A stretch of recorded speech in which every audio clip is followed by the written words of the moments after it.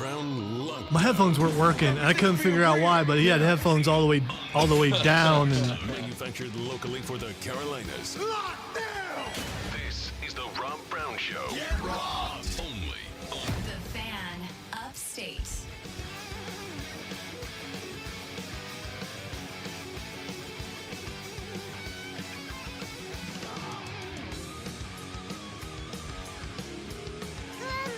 Let's get to it, people, shall we?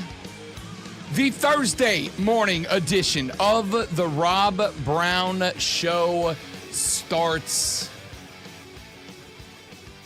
now. Welcome in, people. Happy Thursday to you. I gotta tell you, I don't know if it is because of the expectations of next week. Got some interesting developments that took place yesterday. Still going to SEC Media Days. It's all set up. Don't worry. We're going to be live from the College Football Hall of Fame Monday, Tuesday, Wednesday, Thursday next week for SEC Media Days. Very much looking forward to that. Charlotte, North Carolina, the week after that for ACC Media Days. I found out yesterday that, and this is interesting because the other Media Days I've been to, it is not this way. But the Southeastern Conference does not provide you with interviews, right? Like they don't tell you, here's the time that guys are coming by Radio Row. Here's the time that you are scheduled with guys. They effectively say, if you want time with players, coaches, whoever, for an interview outside of their keynote address, then you have to set that up with the schools themselves. So I spent about an hour and a half, 2 hours yesterday emailing the sports information directors at every single Southeastern Conference school, asking for each of their head coaches to join us on the show. I spent a lot of time yesterday reaching out to the SIDs at every Southeastern Conference school and trying to organize a drop-by of at least their head coach. Now, you know, the schools that are bringing players that are on a national scale, the schools that are bringing players that are expected to be Heisman Trophy finalists, the schools that are bringing players that are expected to be game changers, etc. I asked for those players as well. But I didn't want to, I didn't want to set the expectations through the roof. I didn't want to be, hey, Alabama, I want Kalen DeBoer and all three of your guys, because I know that the SEC Media Days are, and this is just a reality of life, the SEC Media Days are going to be a lot busier and more well attended than the ACC Media Day that we attend every year. And I know that because that's just how this business works. I see it every year, for instance, at ACC Media Day. It's kind of become this running joke for those of us that attend that event every year that Monday, Tuesday are, your wide open days. And you can pretty much grab anybody you want from the schools that show up. When Dabo and the boys roll up on the final day of ACC Media Days, when Dabo and the fellas roll up on Thursday, the place becomes an absolute zoo. it's like when a celebrity or the president or something shows up. It's so.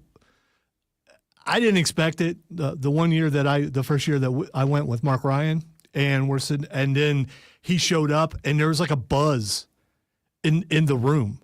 Yeah, and it's like I was like, he's here. Yeah, that's pretty much it.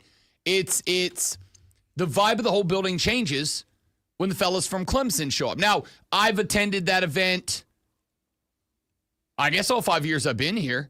Maybe I missed one. But I think I've gone either all 5 years or 4 of the 5 years. And I will tell you that the non-Clemson days, there was a run there like this past season, going into last year. There was some buzz around Mike Norvell in Florida State, right? Like when FSU rolled up in there on a different day, there was a little bit of the same energy, not quite as high. Miami frequently has that. I I say, assume Florida State, that makes sense after the season they had. Probably not going to be a buzz this year. After the 13-0 season, when Norvell rolled in there, it kind of had the same buzz. I'm going to assume to some degree that same buzz will be there this year when Hoodie rolls up. Oh, yeah. I didn't even think about that. When Hoodie rolls up. Ooh, that's interesting. That's 2 weeks from now. You're going to be able to tell who gets the bigger pop. Yeah, and I've already got because the ACC asked for their request. I've got an interview and to get Hoodie on the show. I look forward to it if we do. I've got a request into getting Mike Norvell on the show. I'm interested in that. I've got there's a lot to it. But when Dabo frequently, I don't want to say by himself, when Dabo has rolled into the building, the vibe itself changes. And while that's not necessarily going to be true about, say, Vanderbilt with Clark Lee and Diego Pavia, I got to imagine there's going to be buzz when Shane rolls in. The expectations are I was very going to high. say Shane, probably Kirby. I mean, expectations are going to be there for Kirby. The expectations are there for Kalen DeBoer. This is going to be a different overall vibe. It is the vibe that we make a point about talking about when Dabo and the boys roll up into ACC Media Day. I think it's going to be all 4 days at SEC Media Days. But again, what I found out yesterday was that unlike in SEC Media Days, where you put in your requests for interviews before the event starts, and then basically once you get there on any given day, the guy who runs comms for the ACC walks up to you before every broadcast day and he goes, here's who I've got you scheduled for. And then if you have any additional requests or if you want to change something, you can ask. It's not always awarded, but they ordinarily say, all right, they might walk over. I think last year we did not get Norvell. With the ACC, basically you get priority for the school that you cover primarily, right? So like last year we had Cade Klubnik and Dabo Swinney. Most stations did not get either one of them. We got them both, but that is because when you register for that thing, and I know I'm taking you guys probably a little bit more behind the scenes than some of you care about, but also at the same time, I don't know, I'm intrigued by it. I assume some of you are interested. So because the priority college for us is Clemson, we are, when Dabo and the boys roll up, we are prioritized. We are prioritized for getting those guys. So last year, we got everybody from Clemson. We got Dabo, we got Cade Klubnik, we got everybody last year. It'll probably be the same this year. They're not guaranteed because I think I've been 4 years. I think I've gotten Dabo twice. I think I've gotten the quarterback every year, but I think I've only gotten Dabo twice. But that's kind of how it works. The SEC does it differently. The SEC does not have their players and coaches doing a Radio Row tour, right? Like with the ACC, they bring those guys over, and it is on their schedule that they are going to spend an hour bouncing around table to table or 2 hours or whatever, bouncing around table to table on Radio Row. The Southeastern Conference doesn't do that.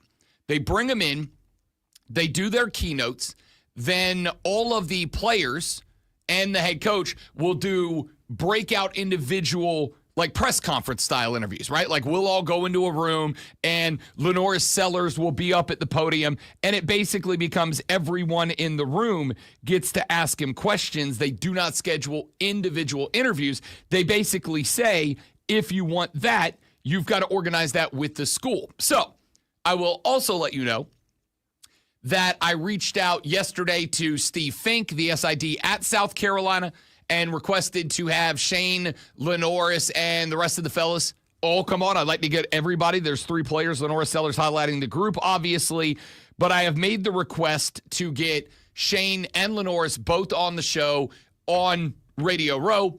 I don't know I don't know when we will hear about that. And on top of that, it is not obviously a guarantee that that will happen because much like when Dabo rolls up into ACC Media Days, it's going to be a buzz.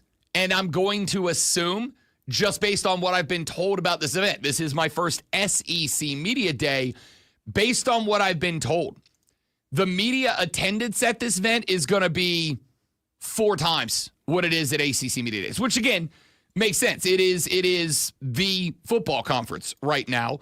And on top of that, there are probably... Really, is it? When's the last time they won a national championship?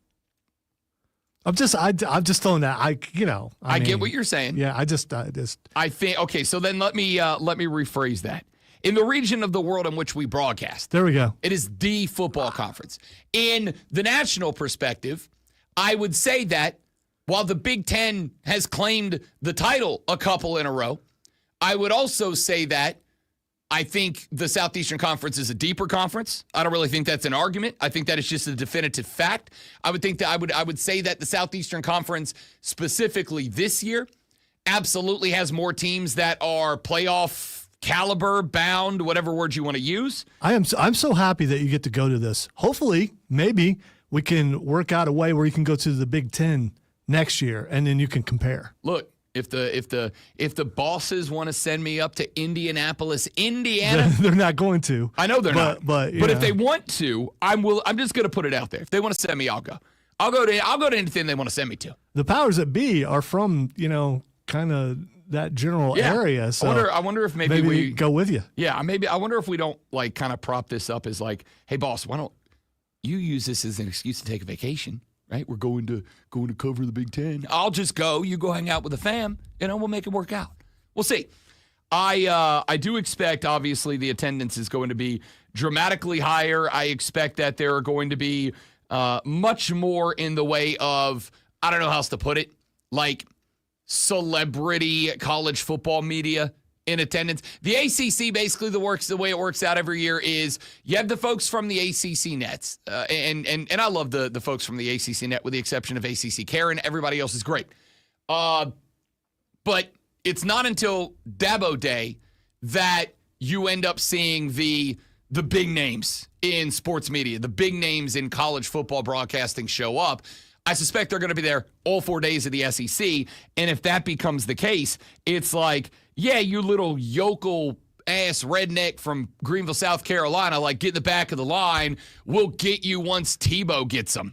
Well, here's the thing. Yeah, you should go get Tebow because already got the request out. You spent quality time with Tebow, as you've said in the past, and I'm sure he would remember you because anyone who meets Rob Brown always remembers Rob Brown. And so that's not sarcastic, by the way. I do believe that's a thing, unless you were less loud back in the day.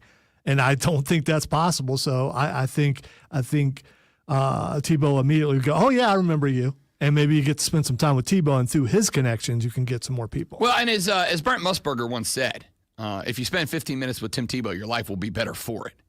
That's a direct quote on an SEC football broadcast. You don't seem to believe that. I do believe it. I was going to say, I think I do. I do believe it. I just thought it was a weird thing to say inside of a football game. All right? It was just a weird spot. This was also in the era where, like, you got to keep in mind, Tebow was on his way to being Tebow. He wasn't Tebow yet, but he was treated as if he was the golden god of college football. He turned into that. But, like, come on, Gary. Come on, Gary. So, with all that being said, I have got the request in for Shane and Lenoris on Monday. I have got the request in for Kalen DeBoer, Kirby Smart. Like, I've got the request in for everybody next week. And then on top of that, like there are opportunities throughout the event to just grab these guys and like I was going to ask you, did you have backups? I mean, in case you can't get this guy, you want this guy, that type of thing? No, they don't do that. So you just went for it. I just YOLO'd straight to the SID at every school and was like, yo, can I get Kirby Smart up on my show? Okay, why not? Yeah, I mean, worst case is they go, what? No, but we'll give you Gunnar Stockton. Like, all right, cool, I guess. We'll see. So I'll let you know. Basically, what I'm saying is this. We'll be live at the College Football Hall of Fame next Monday, Tuesday, Wednesday, Thursday for Southeastern Conference Media Days. I will be attending live all 4 days. If you have not done so already, please follow me across, if you're a college football dude, follow me across the social media at The Rob Brown Show because I will be generating as much content while I am there as I can. I will be getting the interviews I can get. I'll be having the conversations that I can have. I will be live at the press conferences. I will be live at the State of the Schools. I have requested to get Greg Sankey on the show. So, like, I've put in for as much as I can put in. There's no guarantees for anything. Just know your boy is headed over there to grind. And I will say that I will be going throughout the entire event. Not only will we obviously do the show live all 4 hours, all 4 days that we are over there next week, but I will be popping up live sporadically throughout the entire event. Like if we get Shane Beamer outside of showtime to come sit down, honestly, I'll probably just pop on the social media and do that interview live, and then we'll play it back the next day on the show for those of you who can't follow, whatever. I'm going over there to grind. It's going to be interesting. I can't guarantee you what we will and won't get. What I can guarantee you is this is the baby. I've been working on this for a while. I've set this thing up. I'm really excited about it. I'm going over there to bust ass to make it an incredible event. I will get you everything that I can get you. I'll break as much as I can break for you. And also, I'm going to go see Atlanta United play a game, which I haven't gotten to do yet. I'm pretty excited about that. Actually, this is interesting. Despite Charlotte being right up the road, I've actually never been to an MLS game before, which is wild. Big soccer guy. Just never made it to an MLS game because the couple that I've wanted to go to, like Orlando City was in town this past weekend, but I had a bunch to do. Messi was in town a couple of months ago, but tickets to go see Lionel Messi play were like $180, and I'm like, I want to see him play. I don't know if I got that in the bank. I got a lot to get to. So, gonna go to an MLS game. I think I'm probably on. Do I ride over to the Battery? Great one. Do I ride over on Monday, the night of the home run derby? I'm not buying a ticket to either one of them. I've landed on be a responsible adult. Do I ride over but I am going to go to the Battery and just enjoy the festivities. Do I ride over on Monday, the night of the Derby, or do I ride over on Tuesday, the night of the All-Star game, knowing the one variable that's kind of got me in a tizzy? And we're going to talk about this later in the show. I think that if there is going to be a night where I may find, after the event starts, a scalper outside that's got a couple of tickets he couldn't sell and is willing to take face value for them just to dump them, I think I'm more likely to get tickets to the Derby than the All-Star game. That makes me kind of think I go over on Monday. But the Battery is going to be absolutely electric on Tuesday night because all 30 teams' fans will be descended on that for the game itself. I don't know which one's the right play. Of course, all of that hinges on how many thousands of. It might cost me as much to Uber to and from the Battery as it would to buy a ticket. Yeah, that's if it were me, I would go see a bunch of women wrestling Sunday night. But that's just. I think a lot of people would agree with that. We talked about that yesterday. I know you can't. You won't. And it's a responsible thing.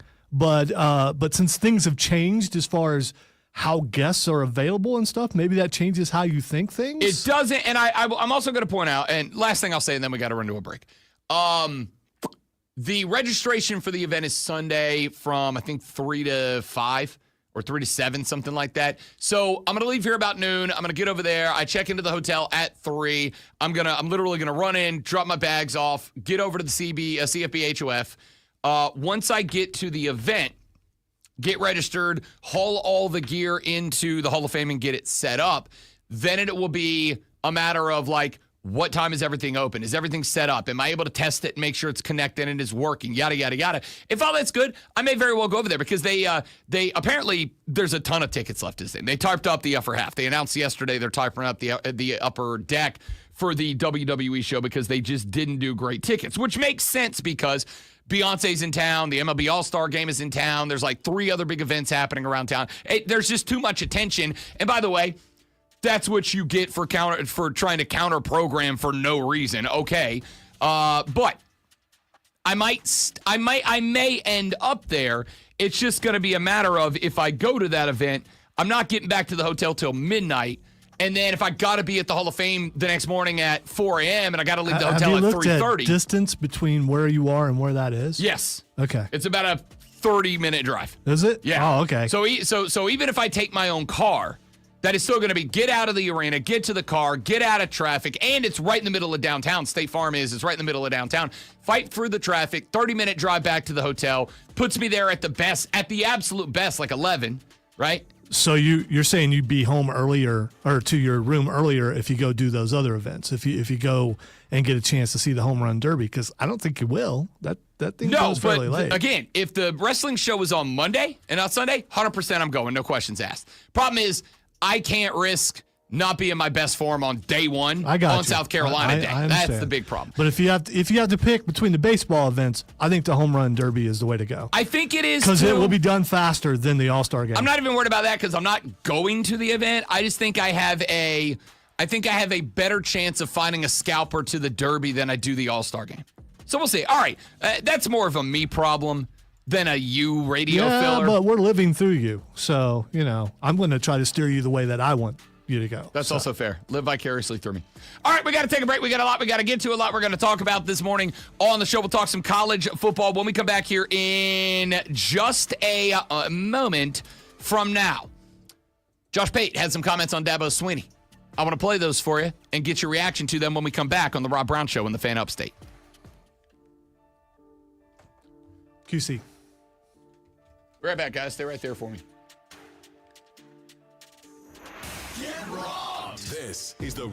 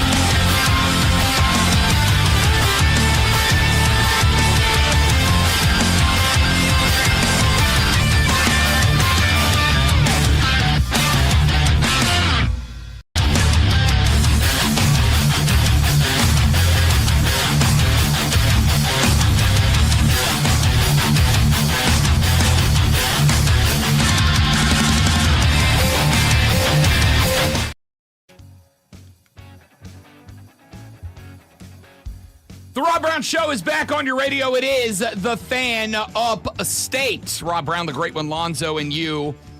I want to talk a little Clemson football here for just a second.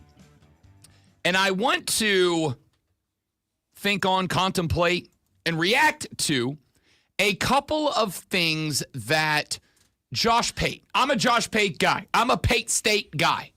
I'm a Pate State freak guy. I actually really do like Josh Pate.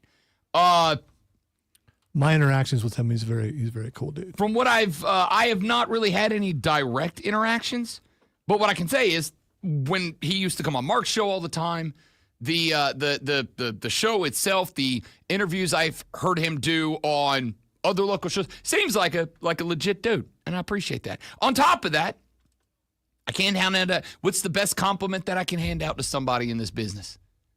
That guy knows ball. And I think Josh Pate knows ball, which is why I'm intrigued by, and I want to get your reactions to a couple of takes that Josh Pate had yesterday. He, on his show, was asked about the Clemson Los Tigres, the Tigers. He got a tweet from a dude that said, can Dabo capitalize with a roster that gives him his best national title shot since 2019? And Josh Pate took it in both directions. The good, the bad. I actually want to turn each of these into a segment. We're going to spend the rest of the hour talking Clemson football. Now, if you're a South Carolina fan and you're going, I don't want to hear about this crap, Rob Brown. Well, hang out, because I got some takes from some other dudes, and we're going to do a lot of Carolina ball later on in the show. So you're going to get your time in the sunshine, too. Everybody gets their turn. The wheel in the sky keeps on turning. Josh Pate got asked, can Dabo capitalize with a roster that gives him his best national title shot since 2019? And I'm going to play you the negative. What happens if he doesn't? What happens if this team doesn't get anywhere close to the expectations being placed on them? Why would it not work that way? Why would my computer not say that? What would happen? I got to play it in a different software if Dabo doesn't get to that expectation. What if they fall off this year? What if they're just like 9-3 or 8-4? Not terrible, but well off the pace. Well, then you'd probably look at it. It wouldn't be disastrous. What it would be is a pretty telling sign that Clemson's time in that conversation may be done. And that'd be okay. Yeah, not for a Clemson fan. They'd hate that. But as the onlooker that's outside the bubble, you would look at it and you'd say, they had a multi-year run. They won a couple of national titles. They were the standard bearer in their league for a long time. Still are, by the way. Good for them. That was a good, solid run. Probably over. They're probably back in the pack now, but it was a good, solid run. So you can clearly tell why that's intriguing, because you got this fork in the road, and you can go one way or the other way. Now, there is a third path, which is just, I guess, not a fork in the road, where they're kind of equal to what they were last year. Maybe good enough to win the conference, make the playoff, but nothing more. And that kind of leaves you in the netherworld, like in between. But that's why it's so intriguing. It could go a number of different ways, but they legitimately could win the national title this year. So, again, we're going to circle back around, because that was the second half of the conversation where he talks about the negative. He talked about the other side, too, the positive. What happens if they go 12-0? What if they win the conference? What if they win the national championship? What does that mean for Dabo Swinney? What does that mean for Clemson? And we're going to address that, too. But I wanted to get the negative out of the way first. So, the reason that is intriguing to me is because Josh Pate just said, if they do not reach expectations, if they go 8-4, if maybe they don't win the ACC, maybe they do, but they get in and they're kind of bounced out early. He just said that anything shy of being a contender, I'm not going to say win it, but like, you're getting to the semis. You're getting to the Natty. Maybe you don't win it. You look like a threat. You go, damn, That team's really good. Maybe there's another team out there that's slightly better, but that team's really good. Anything if they go 8-4, 7-5, I would honestly say perhaps 9-3 might be a qualifier for this conversation. Well, any of those, unless they win the ACC, they're not going anywhere. Correct. So if they end up in any of those spots, and I would even go so far as to say, if they end up 9-3, but that ends up good enough to send you to the ACC title game, first off, the ACC would have to hang their heads in shame. That'd be embarrassing. Second off, if you go 9-3 in this conference this year of all years, you're not a national championship threat, and we all see it. He said, if they do not reach the expectations, and I would even go so far as to say it is fair. I am normally not on this wagon. I am now.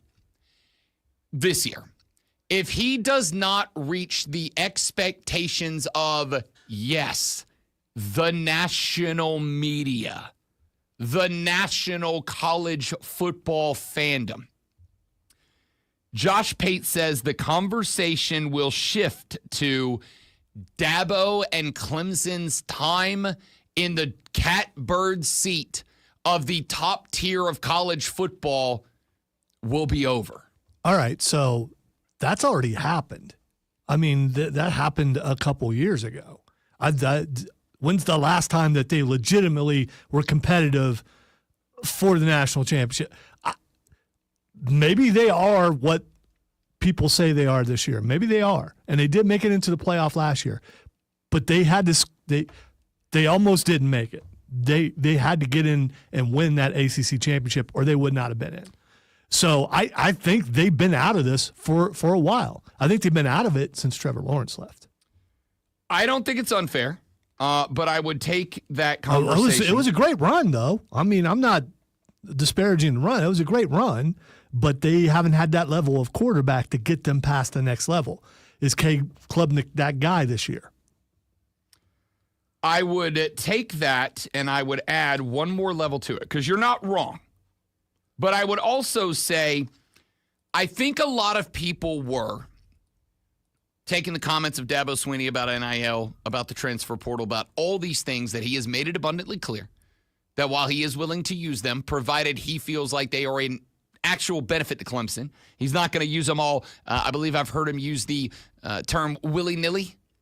Well, he's not going to use them all willy-nilly. He is going to use them if he feels like they genuinely benefit the football team. He is also one of the schools that has, at least in the transfer portal, not really been a big-time player. Remember, it was, or was it this offseason, there was the joke that's not a joke that there were 3 Division I college football teams that did not have an incoming transfer portal player. 2 of them were military academies, and the other was Clemson. I still think people dwell on that way too much. I really do. I don't. And because he was still able to get his team into the very first playoff. Sure. I mean, that size. But you yourself a moment ago just pointed out that they had to fight in an ACC But game to do it. I also pointed out the one thing that they're missing. The thing that got them there, the thing that got them where they were 2 players, Deshaun Watson and Sunshine. That's it. Since then and before then, they weren't able to do that. They need that kind of quarterback in order to get that team. Yeah, but I mean, can't you say that about anybody? Like, can't I say that about Not anybody? necessarily. I would you say that about Will Howard? No, but I would also say Will Howard. Would you say that about the Michigan, J.J. McCarthy? Would you say that about him? No, but I'd have said that about Blake Corum, the running back.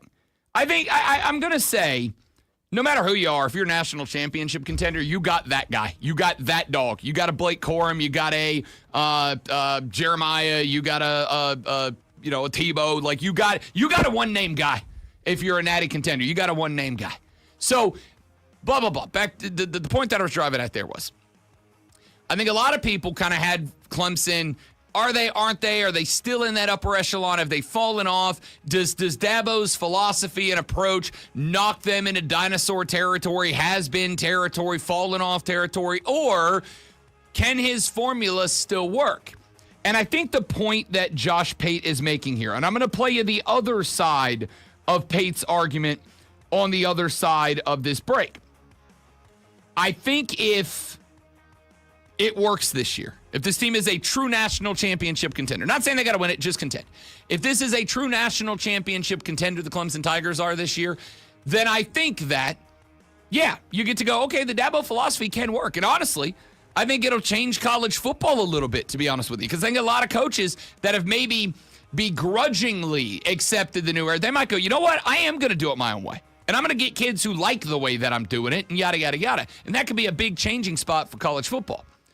Dabo falls off? Yeah, I think Pate's right that Clemson's time in the sunshine probably has hit its zenith. Don't you want multiple ways to work?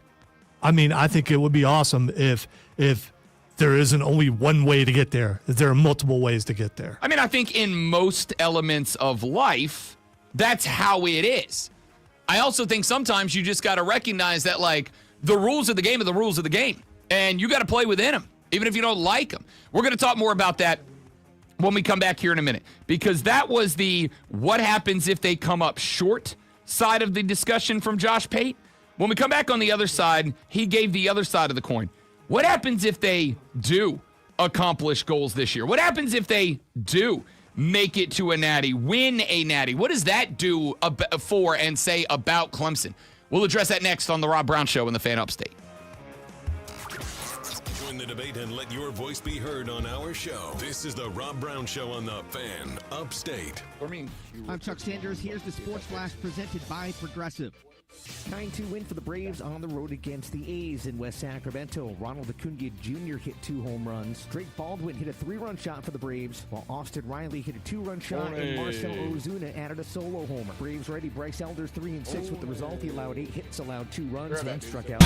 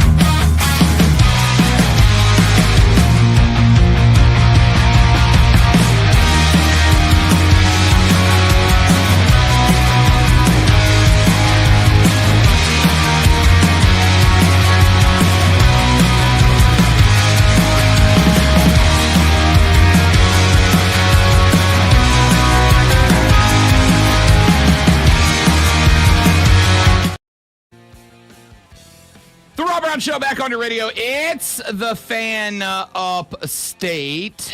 We were talking about the comments of one Josh Pate. Josh Pate did some conversating yesterday on his show about Dabo Swinney. Now, I played the second half of the conversation. He got asked the question, does Dabo have it in him this year with a roster that seems to give him his best chance at a national championship since the last time that he won a national championship? Can he pull it off? And Josh went one step further, and he was having the conversation about what it will mean for Clemson to or not to make it to that point. I played you the negative side of the conversation. I'm going to get you to the positive side of the conversation, but phone calls go first. 864-448-3772. Tony has been kind enough to call in and talk a little Clemson. Tony, welcome to the show, big dog. Good to have you. What's up, Rob? Good to be on the show. You guys do a fantastic job. Thank you, sir. To reiterate what the gentleman said, I think the state of South Carolina has two of the best 5 quarterbacks in the nation this year. Cade Klubnik could very well get an invite to New York. I mean, he comes from Texas, obviously. He was the Gatorade Player of the Year. He beat out the guy that took Texas to the national title last year. I can't remember his name. And obviously Sellers in Columbia is going to be a top 5 quarterback in the nation. He's turned down some ridiculous NIL deals. But Cade Klubnik was the number 1 dual-threat quarterback coming out of high school. The weapons on the perimeter and the interior defense performs with, I mean, they made the playoffs last year with 4 losses, I believe. But I think this is a year that Dabo's bought into the portal, bringing players in that he needs, that like recruiting them like high school players. This guy will not only take 3 years to develop, he's already developed. I get him in here, get him on our program, get him in our playbook, and he'll bring us rewards immediately, not waiting.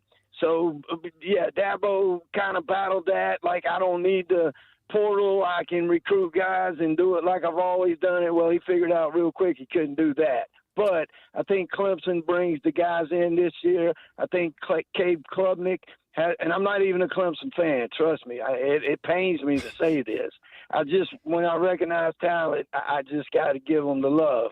And Cade Klubnik is a legit dual threat, 4.5, 4.6 quarterback with a good arm and with good wide receivers, can hit those holes and make those NFL throws.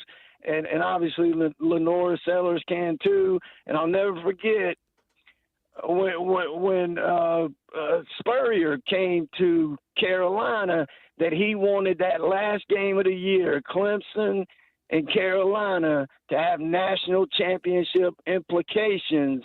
And I think this year the Carolina-Clemson game will have national championship implications with 2 of the best quarterbacks in the nation going head-to-head and with fantastic game, and just may the best team win. I appreciate it, Tony. Great call. Thank you very much, and I agree with you. I've said that a couple of times. Not only does it have national championship implications, I'm going to take it and I'm going to add on to that as an addendum, and I mean this. That game might win one of those 2 the Heisman Trophy, right? Like that. I think I have already put down on the nationally syndicated radio show. I have already put it down on other people's nationally syndicated radio program. And this is not blowing smoke. I got no reason to blow smoke. I think I can say with some level of honesty, I guess is the right word here, that I have never kissed the bouquet. I have never kissed the ring of any of the schools that we cover because I think that knocks my credibility as a host. And I think you can tell when hosts do that and when they're being genuine. I've never kissed the ring of either of these schools. When there's been problems, I talk about the problems. I have said on my show, I have said on the nationally syndicated show, I've said on BetMGM Tonight, I've said on You Better You Bet, I've said on, actually, during the summertime, during the summertime. That's now. About 3 weeks ago, I was on the SEC channel on Sirius XM with a couple of their hosts, and I said it there. I genuinely think Lenore Sellers and Cade Klubnik are both Heisman Trophy finalist possibilities. And if that ends up being the case, if both of them are at the Downtown Athletic Club, I think that last game of the year, assuming everybody's healthy and it's the game we all want it to be, I think that game might win one of those two the Heisman Trophy. I'm still not completely sold on Cade. I'm not. Has he developed each year after year? Absolutely he has. But I'm still not. I don't think he's at that level. You're not alone in that, by the way. You're not alone in that. I mean, we got Jacob in the chat who said, I don't get all this Cade hype. Like, honestly, he's not that good, and he chokes under pressure. I genuinely don't understand. I'm not trying to be an ass. You're not alone. I've got people on these shows that I was just telling you about that have pushed back against it, and I'm good with it. I'll tell you what I think he does this year, which is what Dabo's asked him to do the last couple of years, which is run the football, be the dual threat, A. And B, I think he's got the best wide receiver core he's had as a starting quarterback. I just don't think he's had weapons around him. We're going to come back to that later because I want to finish up this Josh Pate discussion that we were having. We played you the negative commentary in the last. What happens if Clemson does not reach expectations? Well, what the hell happens if they do? What if they are a national championship contender, winner? Here's what Josh Pate had to say about that. Fork in the road moment. Because if they win the national title this year, I don't know that I've ever seen a bigger I told you so in the history of this sport. If Dabo Swinney, after several years of having people tell him he's going about the portal era the wrong way, he's going about the NIL era the wrong way. After all that, I'm included in that. So I am over here with the people who, to a certain degree, said that about him. If after all that, not only does he stay afloat, but he wins a national title, I don't remember a bigger I told you so in the recent modern era of college football. It's one thing if he ignores it all, stays the course, and just keeps his head above water. If they win the whole thing, the storybook says he drops the mic and rides off into the sunset and goes and signs with ESPN and takes over on College Game Day for Lee Corso or something like that. I don't know that he would ever do that. I'm just saying that's what the storybook ending would be. Because he certainly has nothing left to accomplish. He already has his legacy sealed. It's not even a legacy thing. It's just it would be a testament to about 10 different things. You could teach a college course if Dabo wins the national title this year on the lessons learned along the way. I don't have an issue with that take either. I absolutely think, in fact, I believe I've said in the last couple of years, I think the thing that Dabo's going for here is there's one of two endings. Ending number one is he doesn't get it done. Ending number one is he doesn't get it done and he ends up getting dinosaured out of college football.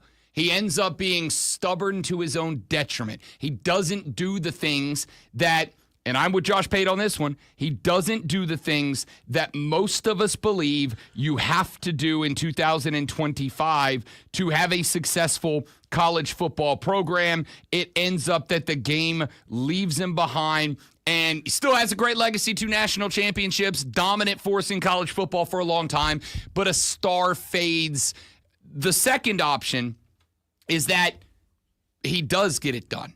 And the result of that is, metaphorically speaking, that Dabo looks at me and Josh Pate and a large number of you, including, by the way, a large number of you Clemson fans, and he goes, bang, double birds, bleep you all, see. I told you so. By the way, I don't believe for a second that they have a shot. But if they were able to do it and win the whole thing, the one thing I disagree with Josh Pate about is that Dabo would retire. He's not going anywhere. No, I don't think so either. Yeah. I like I said, he said in that, he's like, I don't think this is what happens, but it would be the opportunity where he could say, I don't need to stick around and do this. I've proven my point. I am amongst the all-time elite, I'm good, whatever. I'm with you. I think What I don't understand is all the people who want college football to be the way it was. Why are they not rallying behind the one guy who's trying to keep it that way? Well, why are they not? Why is Dabo not their champion? I would say a couple of things. First and foremost, because even though it is not at an elevated level, they're using the portal and they have NIL, right? Like, I get it. And they will be paying their players because it's now the thing. It's mandatory. Yeah, they have to as a Power 4 team. But I think the rationale behind that is if you are really dead set anti-transfer portal and NIL, Dabo's using it just like everybody else. Now, granted, I think he's only got 3 incoming transfer portal players on the team this year. They're all going to be starters. They're all going to be impact players, but I think he's only got 3. But he has used it.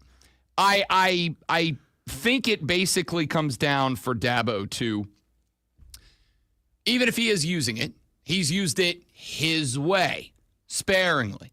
He's not going to go out there and get 11, 12, 14 dudes out of the portal. He's going to get 3, and it's going to be 3 that he believes are going to show up, be starters, make an impact, fill a gap in the recruiting, whatever. I think he is the type of dude that would rather have homegrown, home-recruited guys. I think he'd rather go find a cat, grow him out of high school into the Clemson program. I think he'd rather go find a guy and make him a career Clemson guy, make him one of those alumni that's showing up at Clemson games for years after they graduate, after they get to the league, whatever, and do it that way. And if he wins a Natty this year, doing it that way, I do think he earns the right to look at guys like Pate and me and half of y'all Clemson fans and most of the rest of college football fans and go, ba-bang, the whole flock of birds. Here's all the birds to all of you, as the great Jared E. Brown would say. The whole flock, buddy. And I think there is a, to use Pate's expression, kind of a storybook element to that. But I'm also going to say, this roster is a roster that most of the big names say this is championship caliber. This is a 12-0 ACC team. This is a 13-0 ACC title team. This is a national championship contender. And if this team comes up short this year, then I absolutely think most of the national discussion is going to be Clemson's not in that mix anymore. And it shouldn't be. I think if they're not in the mix, if that roster is the way that you and the rest of the nation say it is, there's one place where it probably isn't, and that will be the thing that costs them, and that's at quarterback. But even if it is, that's still Dabo. That's your guy. You've stuck with him. You rode with him. You passed on transfer portal quarterbacks. You haven't moved up the next guy on the depth chart. It's kind of like the whole thing with Tua and Jalen Hurts. Nick Saban was willing to switch quarterbacks in conference championship games, in national championship games. Dabo said, this is my guy, ride or die, come hell or her water. This is my dude. If that is the reason they fail, it's still on him. That's still his decision-making. I think it is fair to say. But at the same time, I just want to say that Cade Klubnik has gotten better every single year. He absolutely has. And he is not taking a step back. He's gone from Mr. Handoff, and that's all he does, to starting to complete passes, to start leading the team. But is he the guy to take them back to that level? I don't think so. Hey, if you're a Clemson fan, I hope I'm wrong, and you already hate me anyway, so who cares? I'm just saying, looking at the team, I think that is that, and when Brent Venables left, that has hurt.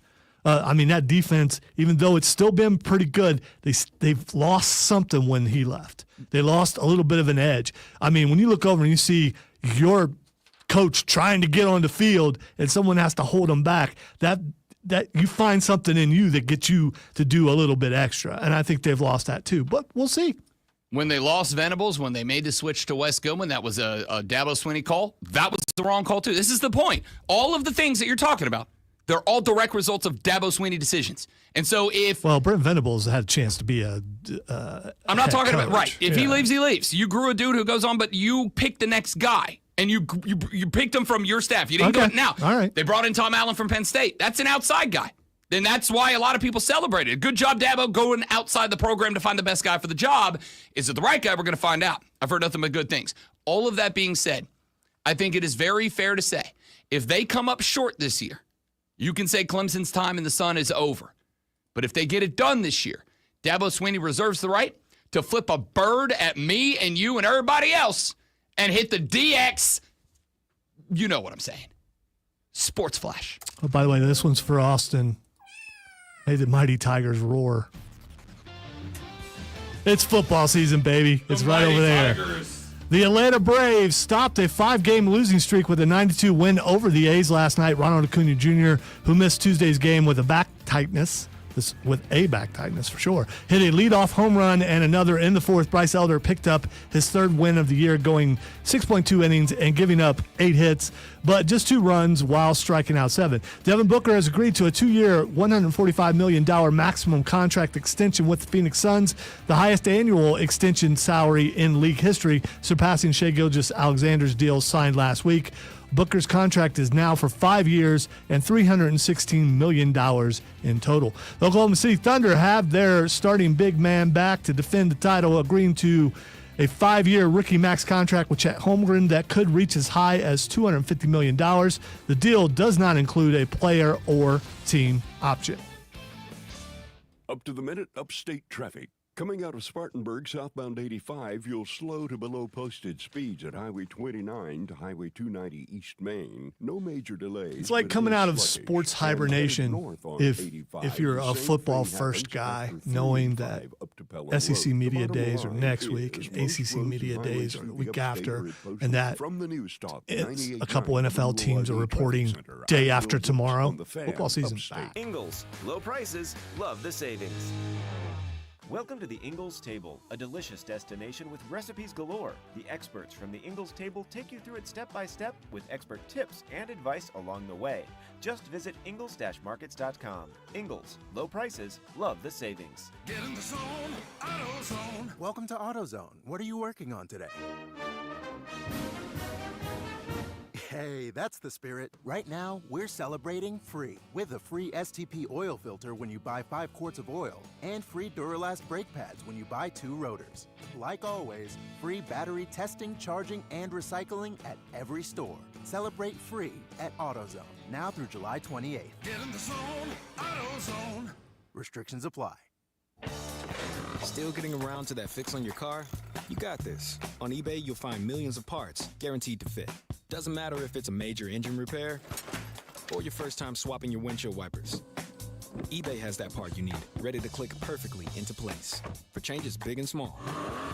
Loud or quiet, find all the parts you need at prices you'll love, guaranteed to fit every time. But you already know that. eBay, things, people, love. Eligible items only. Exclusions apply. Hey, it's Rob Brown from the Fan Upstate, and we are taking you inside the heart of college football season. July is here, and starting this Monday, we are live in Atlanta at the College Football Hall of Fame for SEC Media Days. Then we roll into Charlotte for the ACC football kickoff. Hear the coaches, the players, and all the bold predictions for Carolina and Clemson as the countdown to college football kickoff hits full speed. Brought to you by your local Ingles Market. Low prices, love the savings, and live right here on the Fan Upstate and the Odyssey app. The Fan. Upstate. WYRD Greenville. WORD Spartanburg. WFBC HD3 Greenville. W249DL Greenville. W246CV Spartanburg. The Fan. Upstate. An Odyssey sports station. Warning. Man, check this out. You're on official Rob Brown lockdown. Represents being real. Yeah. Manufactured locally for the Carolinas. Lockdown! This is the Rob Brown Show. Get robbed! Only on The Fan. Upstate. Can you dig it? Cracker! The Rob Brown Show back on your radio. It is the Fan Upstate. Phone line open for you, 844-326-3663. Be a part of the show.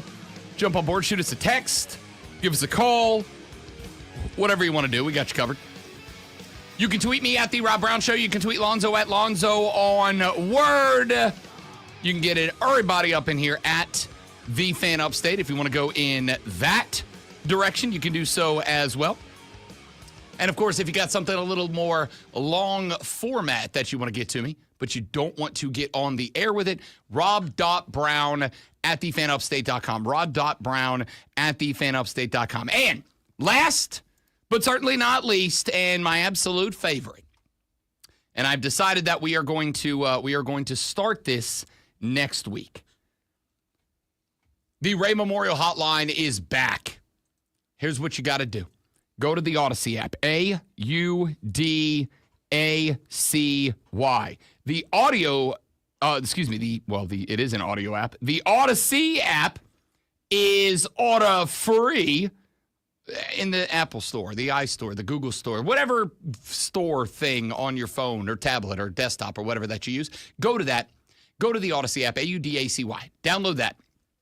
Search the Fan Upstate. Click the little heart icon so that it is always the first station that comes up when you open it. And when you do, go to the Fan Upstate page. Right there at the top of the page, there are two buttons. Number one, it says Listen Live, which means you can, and this is true. I've done the research.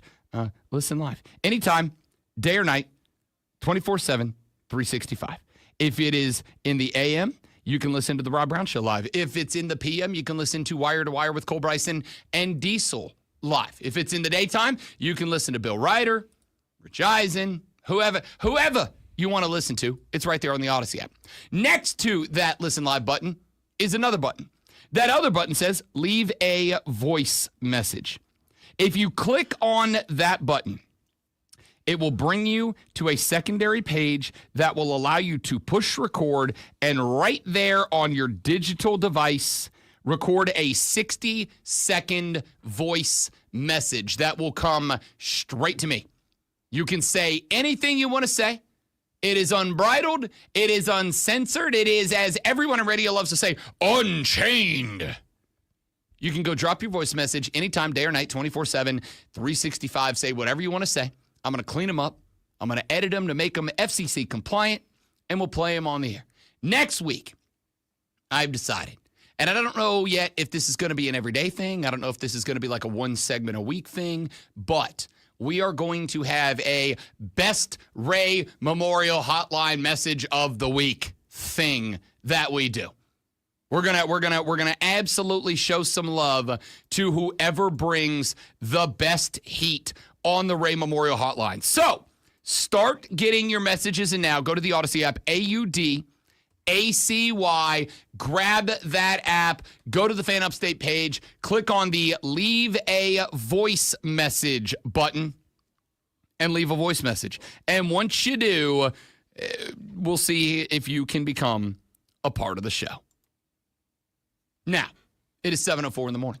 You have got 55 minutes and 30 seconds on the dot before you got to get to the office, get sat down, respond to all those emails, maybe do 7-8 minutes of work to justify the paycheck that you're earning today. And then you're going to do the thing that is the real reason you go to work. You're going to walk down the hallway. You're going to go down to the break room. You're going to stand around that water cooler. You're going to talk to the one or two coworkers that you actually like. And you guys are talking sports. You know that you are going to be talking about what's going on in the world of athletic competition. And that, my dear friends, is why we do this. Are you ready for the playbook of the peculiar, the almanac of the absurd, and the encyclopedia of the extraordinary? Well, you better be, because we're diving headfirst into the 3 top stories that will have your coworkers saying, "These are going to hurt you, sir." They take their first bathroom break. No. Here we go. Welcome to the water cooler cheat sheet on the Fan Upstate. It is the Water Cooler Cheat Sheet, the top 3 sports stories that you need to know before you get to the office this morning and start talking sports with your coworkers or your family or your dog if you work from home. Whoever it is you talk sports with, this is what you're going to be talking about, or at least it should be. Let's dive right in, ladies and gentlemen, with item number 1. Let's begin over in the NFL. Is it a super exciting story? With the knowledge that 2 NFL teams will begin their training camps coming up here in 2 days? No, probably not. It's probably not like that exciting. It's probably not like something you're losing your mind over. But I do find it interesting. It is nice, even if it's just training camp. It is a sign, Rob. I'll take It's a helmets and sign. pads. It is a beacon through the night that we've been waiting for. It's the start of football season. It is. And again, we'll be live at SEC Media Days next week. Monday, Even, Tuesday, even Wednesday, though it is Thursday. Jim Harbaugh, it's still the start of the football. I mean, I'll say this. And say whatever I wrote about him. Dude's entertaining. Maybe not in a great way, but like he's entertaining. So we'll see. As entertaining as you can be in khakis. Khakis. The NFL and senior leaders of the NFLPA struck an unusual confidentiality agreement that hid the details of an arbitration decision from players, including a finding that league executives had urged team owners to reduce guaranteed player compensation, according to ESPN. On January 14th, arbitrator Christopher Droney ruled that there was not sufficient evidence of collusion by owners in contract negotiations with quarterbacks after the record fully guaranteed contract signed by quarterback Deshaun Watson in 2022. Any such collusion to keep salaries down would violate the collective bargaining agreement between the NFL and the union. However, Droney concluded that the NFLPA showed by a, quote, clear preponderance of the evidence, end quote, that Commissioner Roger Goodell and the league's general counsel, Jeff Pash, had urged owners to restrict guaranteed money in player contracts. The confidentiality agreement had kept details of the 61-page ruling a secret until 2 weeks ago when the Pablo Torre Finds Out podcast published the document and created a stir amongst union members. Some players told ESPN that they were surprised by details of the ruling and that they did not understand why the union had not shared the ruling with them. On Tuesday night, nearly 6 months after Droney's decision, the NFLPA, led by Executive Director Lloyd Howell Jr., decided to seek an appeal of the ruling, according to a senior union source via ESPN. The source said, quote, "The appeal is a reflection of our obligation to enforce the CBA and our commitment to protecting our players' interests. We'll do what's best for players and will exhaust our options in doing so." Blah, blah, blah. The story is this. The NFL Players Association's senior management and the National Football League sat down with a federal arbitrator. The arbitrator said, look, you guys, and the Players Association proved this, had the conversation about restricting guaranteed money. That is enough to say that this is an effort at collusion. But as we talked about when this story broke a couple of weeks ago, one thing that they did not prove, according to Chris Droney, the arbitrator, was that the NFL actually took any action to make it happen. Basically, they said, you can talk about it, but unless you take some action, there's nothing we can do here. So they came to some sort of agreement of, okay, we won't do that again. But this is a new development because you will also remember when we talked about this story a couple of weeks ago, when the Pablo Torre Finds Out podcast dropped the dock on everybody, I had one major overall question. Why are we just finding out about this? This seems like a big deal. This seems like something that if it's not a big deal to me and you and everybody else, it feels like it would be a massive deal to players. It feels like it would be a massive deal to folks that are, underneath the collective bargaining agreement. Why are we just learning about this? It feels like this would have been something that unless there was some sort of NDA that was signed by somebody, which I acknowledge was a possibility, this would have been a topic that players would have been heated over. Wait a minute. You are telling me that the owners had conversations about how they should all handle guaranteed money contracts so that somebody like me could have my guaranteed money contracts limited. And our leadership let them off the hook.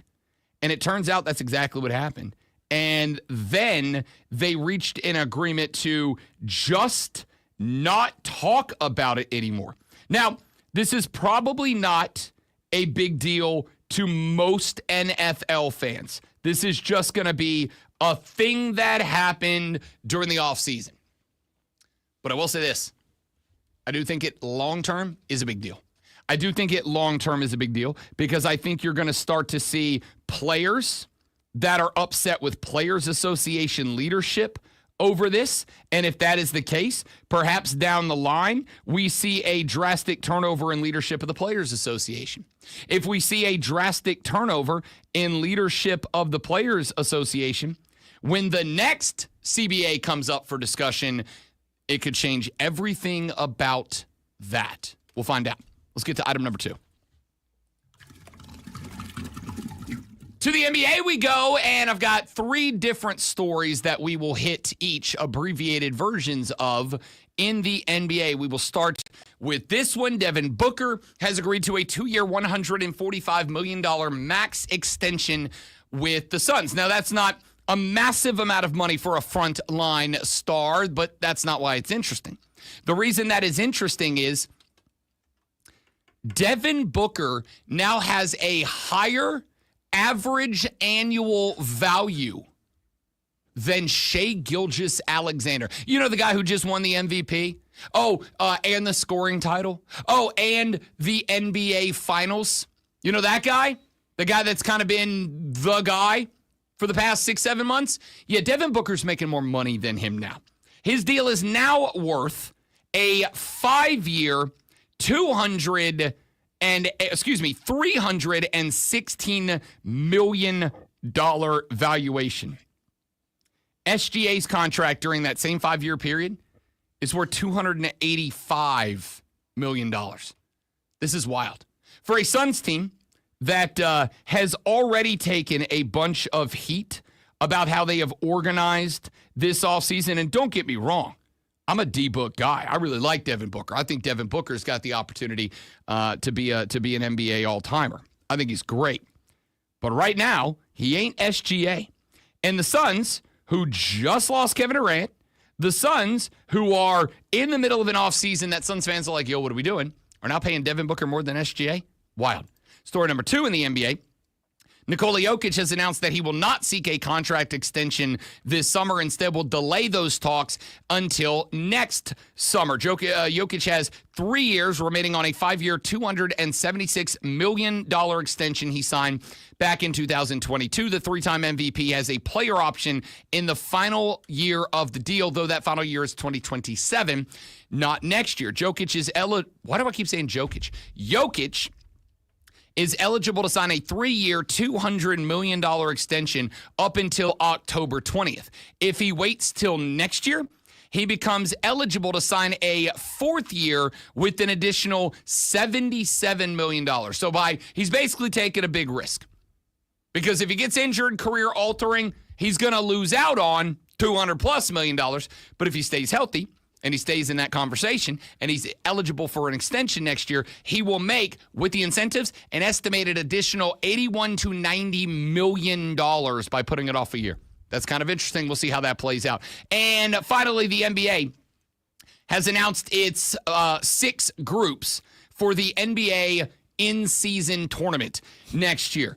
Over in the East, Cleveland, Indiana, Atlanta, Toronto, and Washington. Group B, Boston, Detroit, Orlando, Brooklyn, and Philly. Group C, Milwaukee, the Knicks, Chicago, Miami, and the Charlotte Hornets. Over in the West, Group A, we'll see Oklahoma City, Minnesota, Sacramento, Phoenix, and Utah. Group B, we'll see the Lakers, the Clippers, Memphis, Dallas, and New Orleans. And Group C will include Houston, Denver, Golden State, Portland, and San Antonio. I know you are all stupid excited about this year's NBA in-season tournament. Everybody's laughing like me. Laugh away. It's great. I love it. Shut up. It's going to be amazing. I can't wait. The courts look pretty cool. The courts I'll are give them dope. that. Yeah. The courts are dope. I'm glad you said that. Let's get very rapidly, because this is going to turn into our next segment as well, to item number 3. According to multiple sources, the state of New Jersey has just made college sports a little bit more interesting. How so, you might ask? Well, New Jersey has become the latest state with a bill prohibiting the NCAA, conferences, or other organizations with authority over college athletics from penalizing a school for paying NIL money to athletes. Basically, this is what we talked about a couple of weeks ago when Tennessee did something similar after Nico Iamaleava left town to go over to UCLA. I said, look, the College Sports Commission is a great idea if you would have propped it up at the beginning and not the end. Having an authoritative arm, a disciplinary arm, is a great idea if you would have propped it up at the beginning, not the end. But as soon as that Tennessee litigation came down, I told you a number of weeks ago, Tennessee has just fired the opening salvo in what is going to be a very difficult situation for the NCAA and for the College Sports Commission to handle going forward. That is going to be a reality where states are going to start saying, yeah, you don't have the authority. They are going to start creating laws that are either going to outright say, our institutions are not beholden to the rules, regulations, protocols, and disciplinary activities of the College Sports Commission or the NCAA. They can do whatever they want. And if the NCAA and the College Sports Commission was able to find a way around that, then the states would do the next best thing, which is to craft laws in their individual states which require their institutions of higher learning, require them to do things that go outside of the rules, regulations, and guidelines put in place by the College Sports Commission. Long story short, the NCAA, the College Sports Commission, would say, you, schools and members, you can't do X. And then states would start to say, actually, we now have a law in the book that says they are required to do X. Under our jurisdiction, they must, as a state school run by the state, they must do X. And hey, if it goes against your rules, you're just going to have to get the hell up out of it because you're not a legislative body. And it turns out we are. And now New Jersey is the first state to take a shot at that. We'll talk about that when we come back and the rest of everything going on in college football, as we do a lot of college football today on The Rob Brown Show in the Fan Upstate. Never miss a big moment with Rewind on the Odyssey app. Relive big moments. It's Rewind on the Fan Upstate. From the News Talk 98.9 WORD Weather Center, here's the Carolinas' most trusted forecast on the Fan Upstate. Give me just a minute, guys. Got to read with some areas stuff, of and I don't want to showers just and have a you few watching. thunderstorms.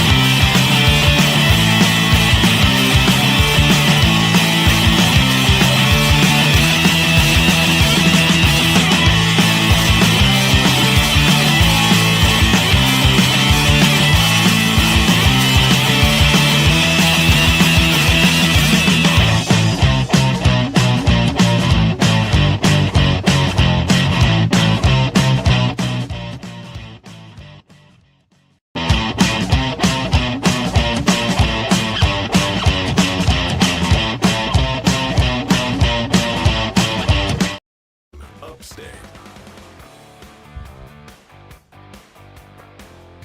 Not terribly long ago, the state of Tennessee, the volunteer state, started crafting laws that would require their state institutions effectively to do things that they, I think at the time, and probably still fair to say today, assumed are going to become prohibited actions under the new College Sports Commission. And I said at the time, I thought that this was going to be an interesting legislation period. And the reason why was because the NCAA, in waiting until now to prop up a disciplinary arm in the NIL and transfer portal era, made a critical mistake. And I've been saying this for a while, so I won't hammer the point, but it is easier, in reality, it is easier to prop up a bunch of rules that you want in place at the beginning of a situation and make entities playing by those rules challenge them rule by rule by rule as they go, than it is to allow members playing under your banner or people working under your banner or whatever situation it might be to profit under a set of rules and then try to change those rules. Because it's going to be easier for you to make the people playing under the rules fight you in court to get the rules changed than it is for you to try to prop up rules and then have to fight them and say, hey, you know that thing you've been doing? Especially when it's financially lucrative. You know that thing you've been doing to make money? Yeah, we don't want you to do that anymore. Yeah, I don't care if you don't want me to do that. I'm making a bunch of money. I'm going to keep doing the thing, and I'm going to fight you tooth and nail to keep doing the thing. So because the NCAA waited until now to prop up the College Sports Commission, and that College Sports Commission is now trying to craft rules to rein in the NIL and transfer portal, et cetera, et cetera, et cetera. What is happening is not only are players and athletes starting to challenge it, but states are looking at this going, wait. We want to make sure that we are giving our institutions the best opportunity that they can have to be prolific in college athletics, to be profitable in college athletics, et cetera, et cetera, et cetera. Tennessee started it. New Jersey is next in line. Now, I'm not going to read this whole bill to you, but I do want to give you the parts that I think are the most interesting. And then I'll tell you why. So you're about to read more than most politicians. Correct. And fortunately, this not so big, not so beautiful bill is not 1,000 pages that you jam through in the middle of the night and don't give people time to read 1,000 pages before they make a decision on the impact of the future. Like every other bill that's been handed down every single year. Yeah, and I will be about those too. All right, I'm an equal opportunity, you suck kind of guy. So here is what I think are the parts that establish the point I'm going to make to you here in just a minute. The bill regulates certain athletic associations, conferences, or other groups or organizations with authority over intercollegiate athletics, including the National Collegiate Athletic Association. Under the bill, these organizations cannot, A, prohibit or prevent a four-year institution of higher education from becoming a member of the organization or from participating in intercollegiate athletics as a consequence of any student-athlete earning compensation for the use of the student-athlete's name, image, or likeness, or obtaining representation by an athlete, agency, or attorney in connection. Why did I say it that way? What was that? Why did I stick a U in there unnecessarily? Attorney in connection. This is New Jersey, right? Yeah. So yeah, that's why. That's what it is. It's creeping in there. Hey, you can't hit my dude because he got a guy. You know what I'm saying? or obtaining representation by an athlete, agent, or attorney in connection with issues related to name, image, and likeness. Number 2, take any other adverse action against the four-year institution of higher education or any other related entity of an institution for actively permitted by the bill, activity permitted by the bill. Penalize, number 3, penalize a four-year institution of higher education or a student athlete or prevent them from participating in intercollegiate athletics due to a violation of the organization's rules and regulations concerning name, image, or likeness. 4, prevent a four-year institution of higher education from compensating a student athlete for the use of the student athlete's name, image, or likeness. 5, prevent a four-year institution of higher education or any related entity of an institution from identifying, creating, negotiating, facilitating, supporting, or engaging with, assisting with, or otherwise enabling a name, image, or likeness opportunity for a student athlete. The bill provides that a four-year institution of higher education or any related entity of an institution that is subjected to any actual or threatened complaint, investigation, penalty, or other adverse action of any organization with authority over intercollegiate athletics for engaging in activities permitted pursuant to the bill may bring an action to recover additional actual damages and reasonable attorney fees and may seek injunctive relief and any other remedy available at law or in equity. Blah, blah, blah. What's all that legalese mean, Rob? Well, Rob is not an attorney, nor did he stay in a Holiday Inn Express last night. But here is what I took away from that. You may get bored by the legalese. I understand. Let me see if I can put that down in a way that makes sense to you. Please do, because I lost it after like the first 2 sentences. It's just like, oh. Basically, what it says is, hey, NCAA. You can't do, bruh. That's basically what it says. I understand that. Yeah. Why didn't you need to say that? Because you're not really going to pass a bill that says New Jersey Bill number 310.1-2. Hey, NCAA, go yourself. But it's New Jersey, so if any state were to do that, it would be New Jersey. It would be New Jersey.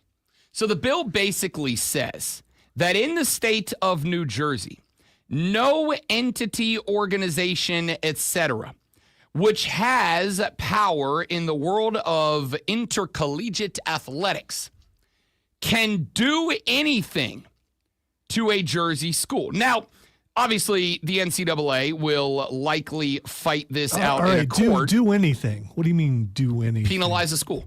They can't penalize a school. For anything? For cheating? It's just... For anything related to NIL.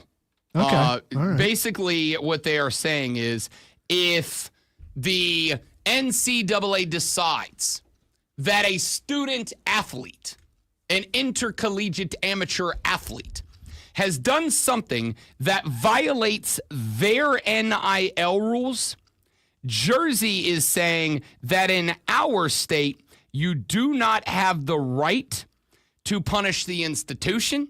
You do not have the right to punish the athlete. You ain't got that power here, dog. Now. All right, really quick. Because I maybe you addressed this and I missed it, but what major college is in New Jersey? Rutgers. What major college? The big one. What major college is in New Jersey? Again, I don't think that this would be affected by. No, I get it if this was in another state where, like, if this was in Alabama, I would get that.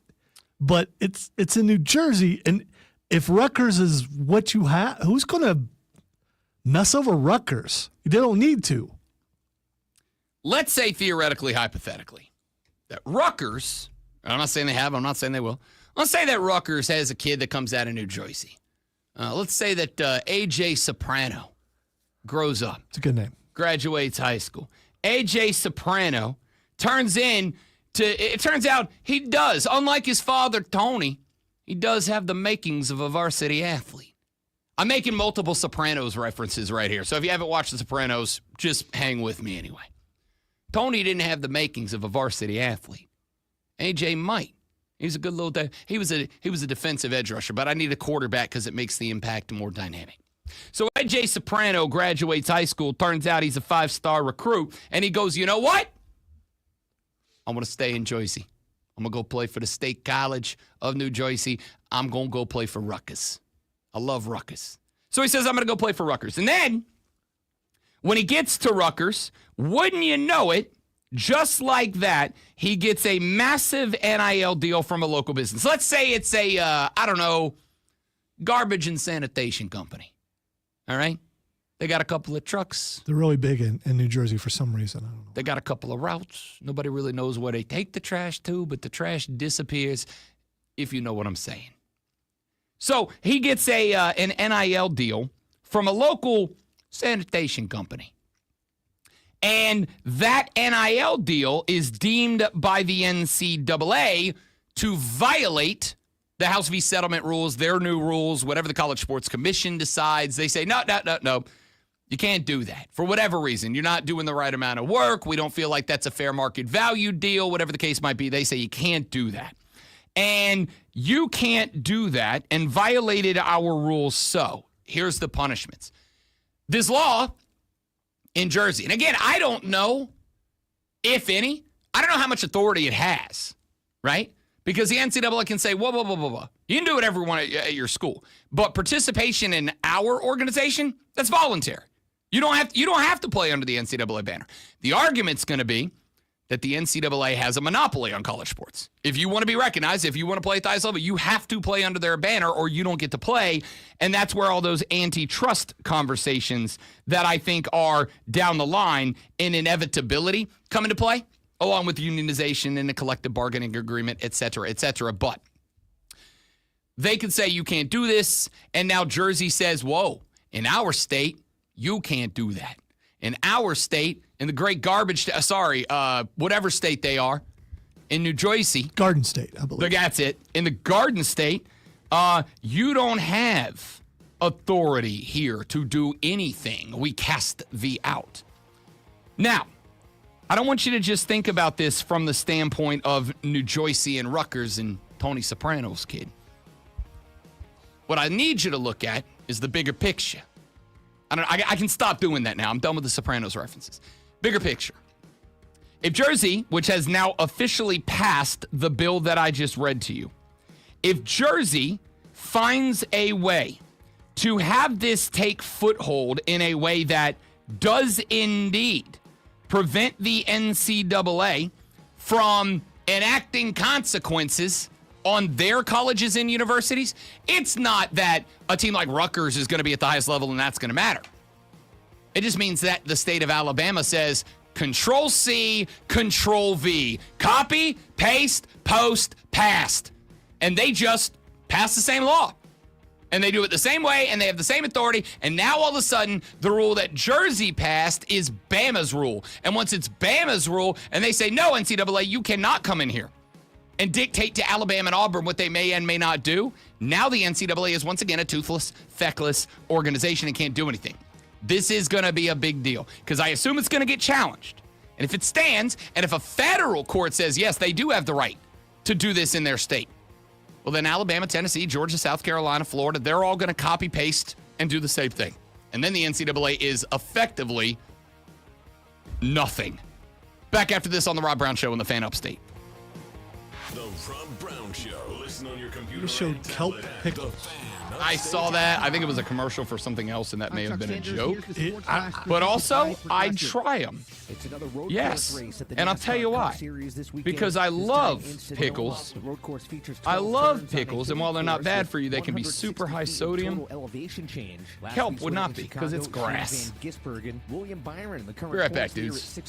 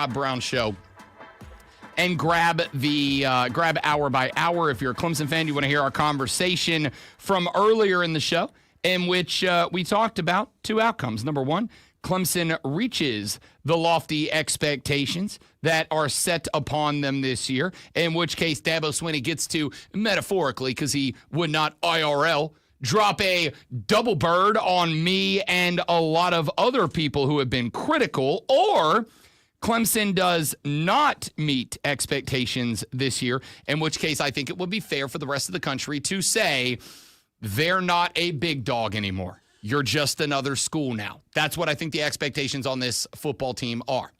So we're going to get back to that later in the show, but if you missed it, you're a Clemson guy, you want to hear that, thefanupstate.com, go to the podcast, drop it down, The Rob Brown Show, listen to hour number 1. However, now we're here. Now I'd like to flip to the other side of the coin. Now I'd like to flip to, what does this season mean to South Carolina? What are, based on reaching the expectations or not, what will they say? What will this do for the Gamecocks? I want to start with the thought that I had yesterday. You're kind of in a very interesting situation here, in that in order for you to meet the expectations that are being set for you by the national conversation, I don't really want to say the media, because I think I think they drive the conversation, but I think at the end of the day, there's enough college football fans that there is a national college football conversation. In order for South Carolina to meet the expectations being set on them in the national conversation, you will need Lenoris Sellers to meet the expectations being set on him by the national conversation. How high are those expectations? You may not want to go down this path with me. I'm going to take you down it anyway. Any of y'all played the new college football game yet? The EA Sports College Football 26? Any of y'all played that yet? Because I haven't played it, but as a massive dork, I follow a lot of people who, for whatever reason, they bought the extended edition and they got the early access, or they are a big-name media member and they were given a copy of the game to drop a review, whatever. I've seen clips of people playing it. And I've noticed something interesting over the past 4 or 5 days, that people have been posting clips of playing the new EA Sports College football game. There is something that is turned into a trend. Now, if you're an old grampy like I am, you may remember way back in the before times of 2007, Madden 2007, the most successful video game franchise of all time. Madden 2007 had the Atlanta Falcons quarterbacked by Michael Vick in that game. And obviously this was all well before the controversy around Michael Vick. And in Madden 007, Michael Vick was a cheat code. In fact, Rob Brown, in college, when Madden 07 was the deal, Rob Brown remembers playing Madden with the fraternity bros in the fraternity house back in the day. And what I can tell you is that, much like with GoldenEye, where you had the no odd job rule, now I'm getting real deep into the lore. That's N64 days. Yes, I'm a dinosaur. In Madden 07, the rule around the old frat house was no Michael Vick, because Michael Vick was a cheat code. That is Lenoris Sellers in this year's college football game from EA Sports. It's in the game. He's a cheat code. In fact, as I have watched influencers and athletes and college football media members who got early access to the game, one of the things that I have noticed is that many of them are posting clips where they are playing as the Gamecocks of South Carolina. Now, are they doing that because South Carolina is a blue-collar program nationally? Nope. Are they doing that because South Carolina is just expected to be the best team in the game? Nope. They're doing that because by playing NCAA football with South Carolina, they get to use the video game cheat code that is Lenora Sellers. Now you're going, wait, just the gosh dang second, Rob Brown. What does this have to do with anything? I'll tell you.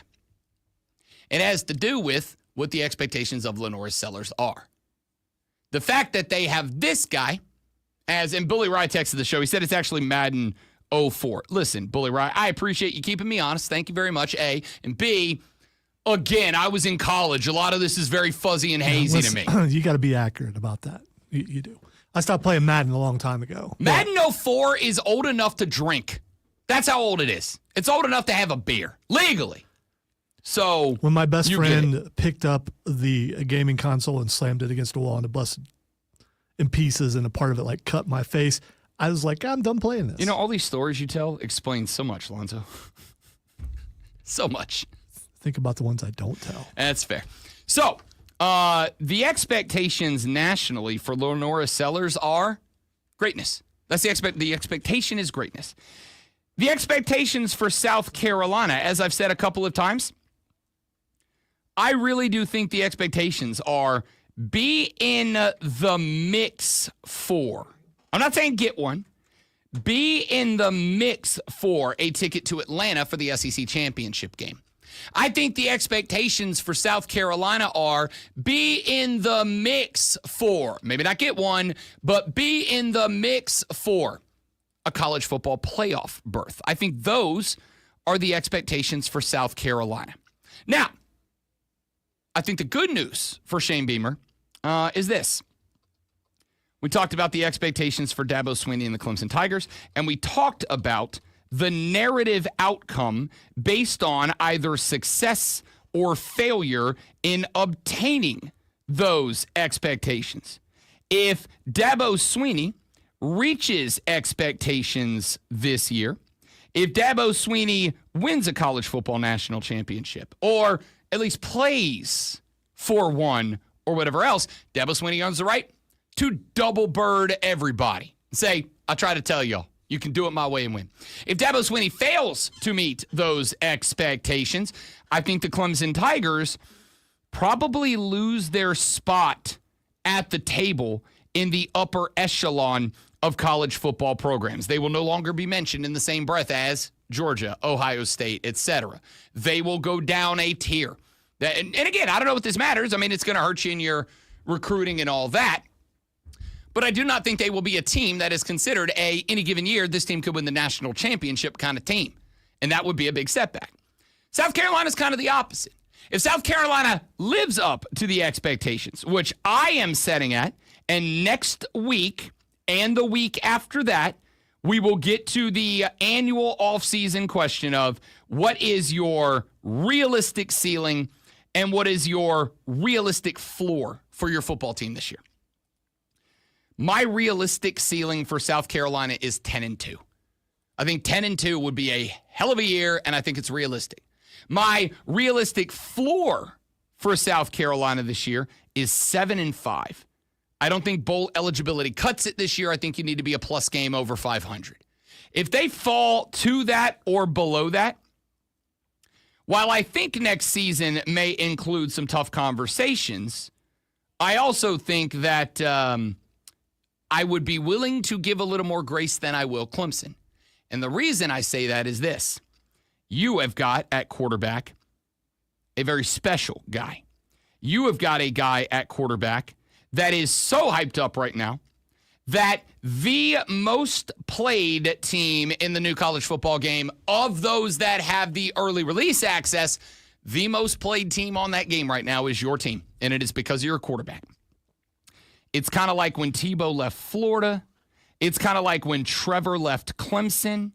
When that quarterback leaves, there will likely be a reset in expectations just because of how good he is. Or, I should say, how good people expect him to be. He's expected to be a very special player. He is expected to be a guy that is in the top tier. And wasn't bad last year. No, he was very good last year. Again, his second half stats are as good as any quarterback in college football. And the expectation is he's going to carry that Momo into this year. If he lives up to those expectations, South Carolina will live up to theirs. If they live up to theirs, I think South Carolina the year after that starts to be discussed the same way that some other teams just outside the Ohio State-Georgia tier are discussed. Honestly, if South Carolina meets their expectations and Clemson does not, I think South Carolina will be considered on par with Clemson the year after that. And that boosts your recruiting, that boosts the amount of money coming in, whatever. So I think the drawback for Clemson not meeting expectations this year, dramatically worse than the drawback for South Carolina not meeting expectations. I think the benefit of meeting expectations is dramatically better for South Carolina than it is for Clemson. Because if Clemson does it, you go, great, we expected that. Double bird from Dabo, great. If South Carolina meets their expectations and they're an SEC title game threat, they're a playoff team, if they get into that mix, everybody's going to look at Columbia and South Carolina and go, damn, Shano figured it out. We'll talk more about this in the next hour. Let me get Kevin in here before we run to the top of the hour break. Big Kev, welcome back, fella. My dude, what's happening? What's the word, brother? Hey, man, I'm just glad that college football on the game system came back. Like, like you talking about cheat codes. Like when Reggie Bush and Matt Lyon and all them boys, that was cheat codes. You didn't, like, if you went to go play the game somewhere, if you play with them, you got to go play with somebody else just so you can try to play, like, at least make a game out of it, because everybody, and they actually had a backup quarterback that was like a Mike Vick, but you never seen him play when Matt Lyon was there. I could never think of who he was, but he was something serious, man. I am so glad that this college football game is back. I would love to just sit around. See, everybody play online now. You got to get back to going to your homie's house and sitting around 20 deep in the back room playing the game. I don't want to see us 40-year-olds over there posted up playing the game no more, but I need to see that back with the young ones. I do want to see that back. Listen, some of the best members, man, I was talking about it earlier. GoldenEye N64, when that game dropped, it was like one of the first multiplayer first persons where it had the 4-quad screen, and you sat in the room with the boys and you just cussed each other out in your 8th grade bad words, and that's like bonding time. That's it. I will say this, as a 40-year-old who doesn't want to leave his house more often than he does, Kev, I think it's fantastic that I can pop on Xbox Live and I can call my boy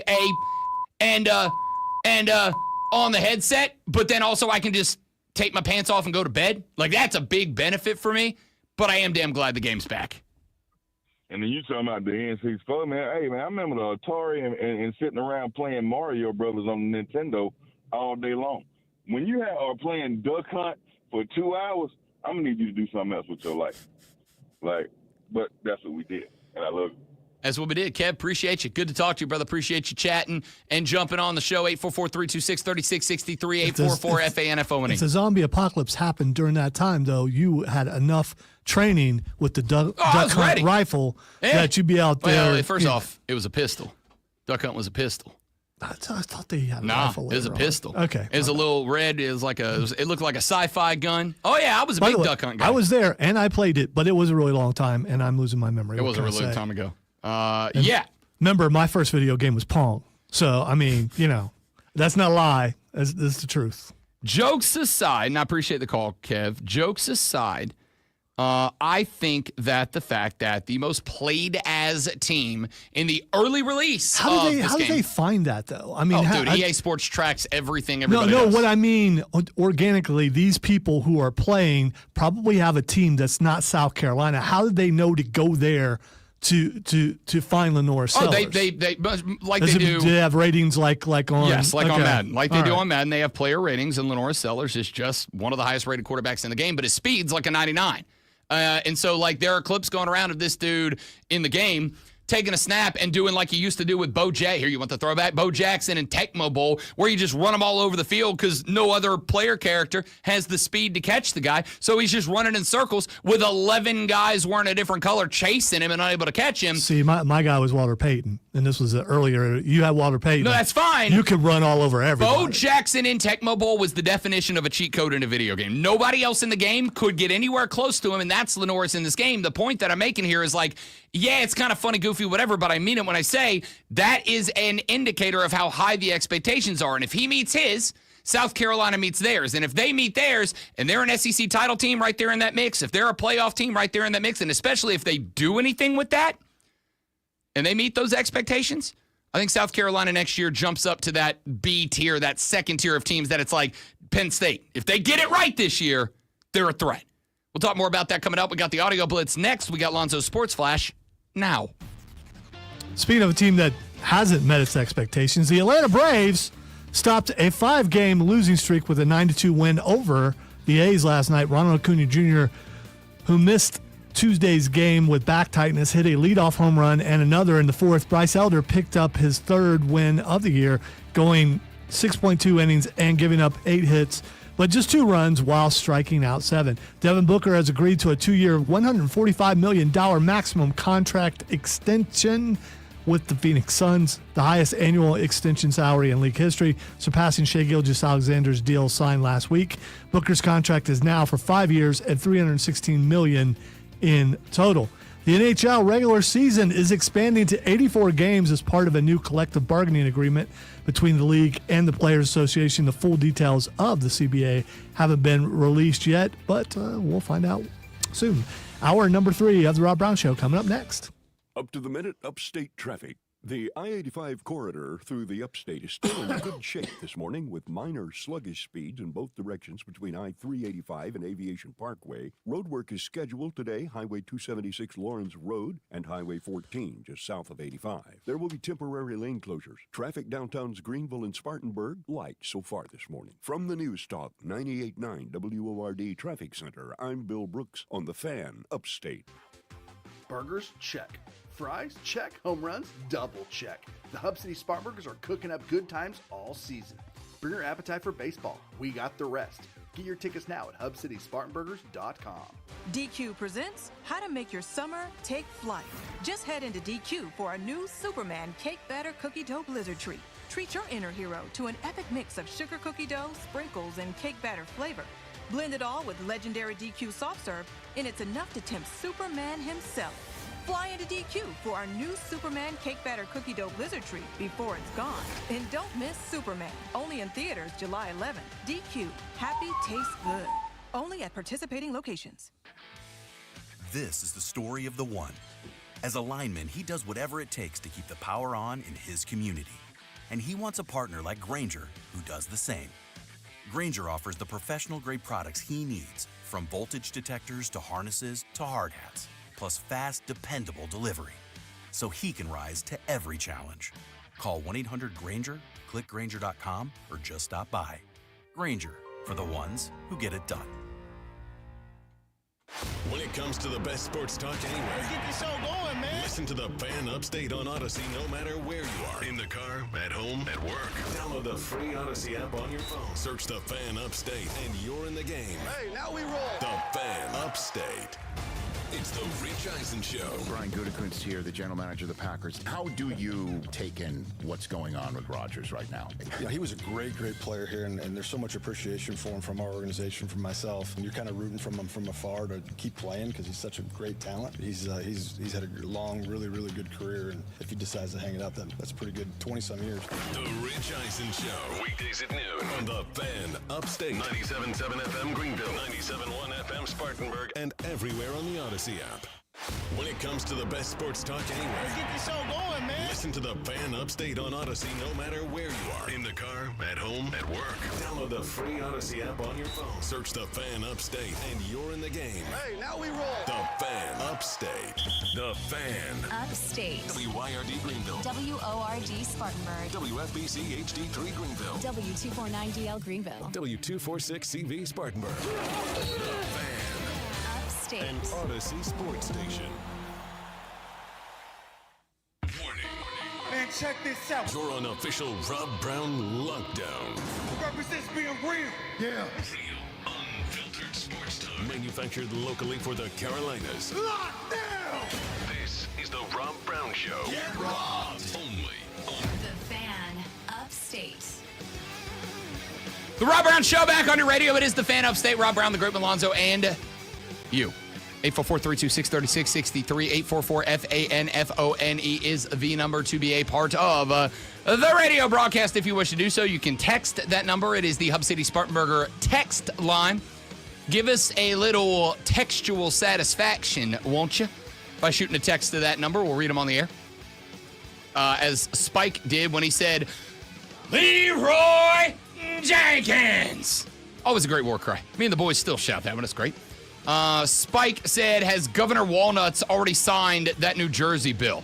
The answer is yes. Signed it yesterday, as a matter of fact. So it is now law in the state of New Jersey. But as I mentioned a little earlier in the show, the NCAA is going to challenge that. And while I do not know if it will be a successful challenge or not, I do think that the challenge is going to be, wait a minute, you're not obligated to participate in the NCAA. If you want to, we have to be able to establish some organizational-wide rules. And if you're not willing to follow those, like any other club or group or entity, we should have the right to say, well, then you don't get to play. The reason that that is important is because while that will hold up at, say, like, you know, a country club or something like that, the argument is going to be, and I do think this is an inevitable legal battle that is going to play out at some point.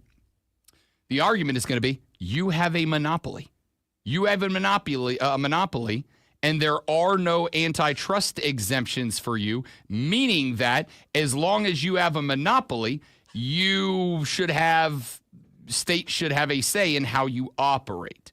I'm interested to see how that plays out. We'll get back to that as we get some more info about that bill, et cetera, et cetera. But I would like to get to the audio blitz, some of the best audio we've picked up over the past 24 hours since the last time we did it. I want to take you up to Philadelphia, Pennsylvania. 97.5, The Fanatic, our sister station up in the PHI. They're talking about the Phillies because the Phillies are struggling a little bit right now. Some of their big boys, Bryce Harper, been in a bit of a slump. Did break out of it yesterday, but been in a bit of a slump. Everybody's mad at their manager, Rob Thompson, because he's like a younger Brian Snicker. He kind of really didn't do anything. Just kind of sits on the bench and like lets the boys try to fight through it. It's not going great, Bob, whatever. Well, they were talking about the Phillies, and they took a very interesting phone call. What's up, Beverly? You're on 97.5 The Fanatic and NBC Sports Philadelphia. Hi, guys. Listen, I'll cut it short. I think they should leave left field alone. Bring Crawford up in center. Give left field and center a chance. 2-3 weeks. See what they can do. I'm with you on that. After that, they got to learn to play small ball again. I'm 86 years old, and I don't have any time to sit and watch them as long as I've been watching. And as far as Thompson's concerned, tell him to quit trying to play granddad. Get the hell out there and kick him. All right, Beverly. She's fired up. I love it. 86 years old. Get out there. Stop playing grandfather, Rob Thompson. You tell him, Beverly. You tell him, Beverly. For the record, I hate the Philadelphia Phillies, but I love Beverly. Big Beverly guy over here. 86 years old. She said, I don't have a lot of time left to be sitting around watching the boys play garbage baseball. Remember how to play small ball. You don't have to take everything to the moon. Just go play baseball. And hey, Rob Thompson, stop being a grandpappy. Get out there, light a fire under the boys. Let's win some damn baseball games. Shout out Beverly. What alternate universe am I in? You just praise an old person. I love old people when they aren't entitled buttholes. Okay. But Beverly called in and said, I can't stand this team. They got no balls. and I respect that immensely. Good for Beverly. Good for Beverly. I love Beverly. She said, I'm dying over here. All right? I ain't got time for that. Okay. Since you brought that up, and since you're going to make me look like a bad guy here for just a minute for never praising old people, I am going to praise somebody else here. My dude, Scott Van Pelt, SVP, was telling a story on his podcast. Him and Stanford Steve were talking the other day. And SVP said, look, me and the boys, we get together every 4th of July weekend. On Friday, we go out, we play a little golf. Firecracker open July 3rd. The fellas make the trek, arrive at the place. Way too early. That was the problem. Guess who else is there? The Dew Sweepers and Meemaw and Peepaw with a couple of youngsters. And by the way, this is a great place for anyone to play. And if you're a youngster, you're going to learn. That's a great place to learn. But not for nothing, when you got 40 on the tee box and you're teeing up every swing and it takes 20 minutes to play a 100-yard hole, how was my mood described to you by the others that were there? I confirmed with multiple sources that were on the ground with you, and I think the word was just hot. There was a boiling sense where my man got to the point, and I think the quote was, "I'm not doing this." And I didn't. I was hopeful it'll start moving, but then when the one youngster was teeing it, and again, 20 minutes for one group to play a 100-yard hole, kind of a lot. I'm thinking maybe we could sneak off 10. We're going to move at a rapid pace. That was not in the cards for that day. Irate, I think was the word used also. I would say more. I know me. I was just simmering. Bubbling. I was bubbling. I was simmering. I was simmering. SVP said, "No, I'm going to tell you right now." So it's your right to play things at your pace because you're out there. So the fact that people are slower in front of you, they need to get out of the way because they don't understand it's your pace, how you want it to be. Hey, great one. If you were driving home today and you were on the interstate and somebody was in the left-hand lane doing 40 miles an hour, would you go, well, what am I going to do? It's their pace. I just got to respect it. No, you go, hey, a-hole, get out of the way. Yeah, well, you wouldn't, but I would. I would not. And there are also 3 lanes of traffic for the majority of the way home. And unlike other people who decide, well, in the left lane, I'm just going to get on their bumper the entire time, I just go around them. Chances are you're not going 3 wide. And in this case, ask to play through. Usually people will be like, yeah, go ahead. Ask to play through. Don't sit back and simmer. Ask to play through. What I'm being told here is the great ones never played an early round of golf because there's people on the hole in front of them and in front of them and in front of them and in front of them. I'm not skipping 6 holes. All right, of the 18 that I just paid $140. He didn't say that though in the clip. He just said one person was ahead, one group is ahead of him. We don't know that there are that many groups. He said there was only a few people out there on the course. As a holiday weekend golfer at 6 a.m. because I will play a holiday round at 6 with the boys if it's sunny outside. At 6 a.m. ahead of you is Elmer. And then ahead of him is Frank. And then there's no skipping holes because it starts at 6 with a shotgun on both ends, and it's just the guys stacked. Now, I want to be real clear. What is the number one charity that I do work with around here? What is the one group that I have on First all the time? Tee. First Tee of the Upstate. I and agree. what does First Tee of the Upstate do? They teach kids how to play golf. And they take advantage of the willingness and the kindness of older golfers willing to go out there and show the ropes. I love that golf has become, there's nothing I've loved more. I've talked about this on the show. I love that golf has become a sport that is open to everybody. It ain't just a crusty old white guy sport anymore. Pal. It's open to everybody, buddy, and I'm a big fan of that. But Scott Van Pelt's correct.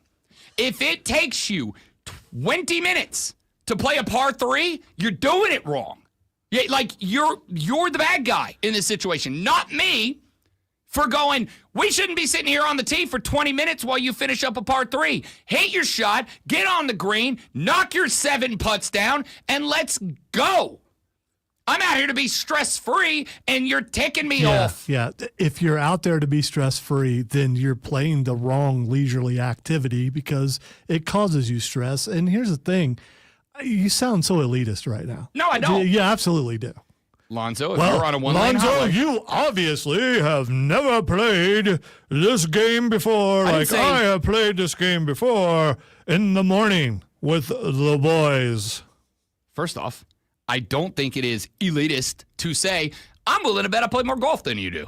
Because I know that's true. By the way, you're trying to change your tone now, but you know you did it. No. You know absolutely you did it, and you always do it. When it comes, there are a couple things, but golf is one of the main ones that you go big-time elitist because you were raised on a golf course. I get it. That's your home. So when you go to the golf course, you think that's your house because you grew up on a golf course. The golf course is your house. And why are people in the way at your house? What I expect, as I do in every He's situation in the trying world, so hard. what I expect, as I do in every other situation in the world, is just basic understanding and execution of etiquette for the situation. Etiquette. That's all I'm asking for. Just etiquette. If I go to a bar and you say a bunch of cuss words, I don't care. But if I go to church and you say a bunch of cuss words, I'm going to go, hey, stop, because that's not the etiquette of this place. I'm going to go, We are a country without etiquette. I'm still in that alternate universe. I just want to We say. celebrate buttholes and we got to stop. So the two things that you hate the most, old people and children, were out there together in front, and you're like, SVP is like me. He also hates old people and children. No, don't hate it. I hate inconsiderate people. That's what I hate. I hate inconsiderate people. I take my nephew golfing. And when I take my nephew golfing, if it's stacked up behind me, you know what I do? Sorry, Lou, you don't get to play this hole. Sit in the cart. Let's get to the next one, then I'll let you hit a couple of golf balls. And I'll drop one on the green for him. And if I look back and there's nobody on the tee, I'll let him putt his 50 putts till he knocks one and he feels great about himself. But if I have Lou on the golf course and I turn around and I look at the tee and there's a couple of people sitting there waiting, sorry, Lou, you don't get to hit a putt this round because there's people back there waiting on us. Etiquette, basic courtesy. Did they pay the same amount of money to be on that course as you did? Yeah, and they didn't pay to sit there and watch a 7-year-old putt 47 times. Is there a stated time limit per hole? No, it's etiquette. It's just common courtesy. Here's the other thing. Like, one person's manners are not someone else's manners. One person's etiquette is not someone else's etiquette. You want everyone to ascribe to your set of rules and your way of thinking, and that's not the world. It does not. No. Are you saying that there is nowhere where there is a common understood set of rules? Maybe they're not written down, but if you go in that place, if I walked up into your church and got up on the altars and I said this, or I want a whiskey, you're telling me if you said, Rob, that's inappropriate, and I went, whoa, Alonzo, you're just trying to make me ascribe to your rules, and that's not everybody's rules, so this is okay to me, you'd go, get out of here before I whip your ass. No. First of all, wouldn't say that. I would say, thank God that you're here. You obviously need help. You come seeking help, and then we'll get you the help you need. There are, and everywhere you go, a set of socially understood rules that you, by just being born, subscribe to a social contract that we all Also, you're subscribe saying there are poor people and there are rich people. And rich people, because of where they're born, have a certain set of rules, and poor people have a certain set of rules See, my also. favorite part is I just gave Lonzo a perfect example of a place where there is a societal contract that we all agree to, and I said, here's my example of breaking it, and then he immediately goes, oh, no. That's just poor people. That's just Rob hating poor people. No, it's not. That's you said it, not no me. matter where you go, there are said. societally understood rules you are expected to follow, and if you do not follow them, you will be cast out, as you should be. 20 minutes on a par 3 is outside of the societal contract. Including here, I've used my 15%. I'm going to be quiet now. All right. Let's get one more before we get up out of here. Thank you, by the way, SVP, for sending the good and correct message of hurry up. I'm here for a leisure activity, but I'm not here to sit in my golf cart for 20 minutes while your kid putts. Get out of my way. Yeah, while he's sitting in that golf cart, you know what he's doing. I'm having a beer because that might be the only way I get through this. I love this story. Kevin Garnett talking about Tim Duncan. Was there someone that you loved, you knew that could back it up, Andy was going to talk it to you? Believe it or not, y'all, Tim Duncan, people would not see him verbally saying stuff because he wasn't talking sentences. Timmy would hit you in phrases. Got you. Ooh, almost. This the worst right here. Nice try. Like Southern, no gangster, no real hardcore. And then what really me off was when the trash talking wasn't affecting him. So now you spending all this energy trying to rile this up. I can't really get hype off this. Yeah. Next thing you know, Timmy got 20, 15, and then that's when I actually quit talking trash to Timmy. I am a big Tim Duncan guy. I think Tim Duncan's the best forward to ever play the game. And one of the reasons that I loved Tim Duncan growing up was because Tim Duncan played basketball the way that, I'm not saying it's the best way or the only way to play basketball, because I'm not an elitist. But Tim Duncan played basketball the way that my dad and my uncles taught me to play basketball. Keep your mouth shut and ball. Let your stat line do the talking, all right? Don't worry about going out there and telling a dude he's trash. Go get 15 boards in a game and let him know at the end of the game. Go get 22 points in a game, let him know at the end of the game. And I love that about Tim Duncan, that he was just kind of that silent assassin. He wasn't a dude that needed to talk the bleep at the free throw line. He just beat you. Until Kevin Garnett said, no, Tim Duncan didn't talk trash. He talked words to get under your skin. I could not imagine missing a shot over Tim Duncan and having that dude look you in the face and just go, nice try. Like, that's more condescending than, hey, you're trash, you. Right? Like, I'd rather a dude look me in the face and be like, bro, you suck. Why? You don't deserve to be out of here. Take your shoes off. Give them to somebody who can play. You stink. I'd rather that than a dude watching me hit a miss and go, nice try. Got him. Oh, that's beautiful. And the best part about it is Tim Duncan was able to do that throughout his career and have all of us celebrate Tim as dude who doesn't talk smack. Dude's a great sport. He shakes hands. He does all this. He does all that. It's all great. No, he just made Kevin Garnett get in his feelings. No problem. With one word at a time. That's incredible. That's incredible. I, for some reason, despite the fact that I've always thought Tim Duncan's the best four to play the game, that I've always loved Tim Duncan, and part of the reason I loved him was, again, he didn't really talk smack. He just go, like KG said, end games with 2015 and walk off a champ. To find out that he was actually under his breath telling dudes, nice try, it makes me like him even more for some reason. I love that. All right, let's take a break. When we come back here in just a minute, I have a couple more clips that I want to play for you. Sports related yesterday at Big 12 Media Days. It was Colorado's time in the sun. You know what that means. It means Dion had a camera and a microphone in front of him. Dion got asked if you could change anything about college football, what would it be? And he gave three. One that I like, one that ain't going to happen, and one that's really funny. And I'm going to play them for you, and we're going to react to what Dion once changed about college football when we come back on The Rob Brown Show and the Fan Upstate. You all right? Did you get stung by a bee or something? No, I went to hit the off button, but I missed, and I jammed my finger into the side of the box. I understand that pain. Yeah, that one sucked.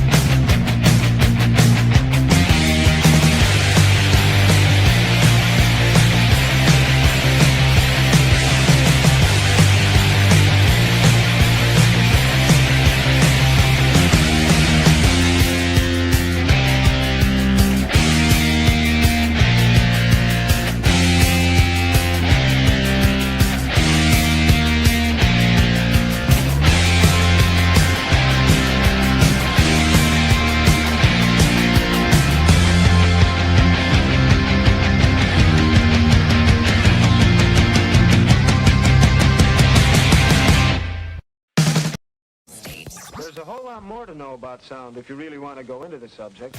Your smart speaker. Just say play 97 The Fan Upstate on your HD radio at WFBC HD3. Oh, there's just one more thing. And on your computer at TheFanUpstate.com. Text or call. One number does it all. 844-326-3663. That's 844-FAN-PHONE. This is the Rod Brown Show on the Fan Upstate.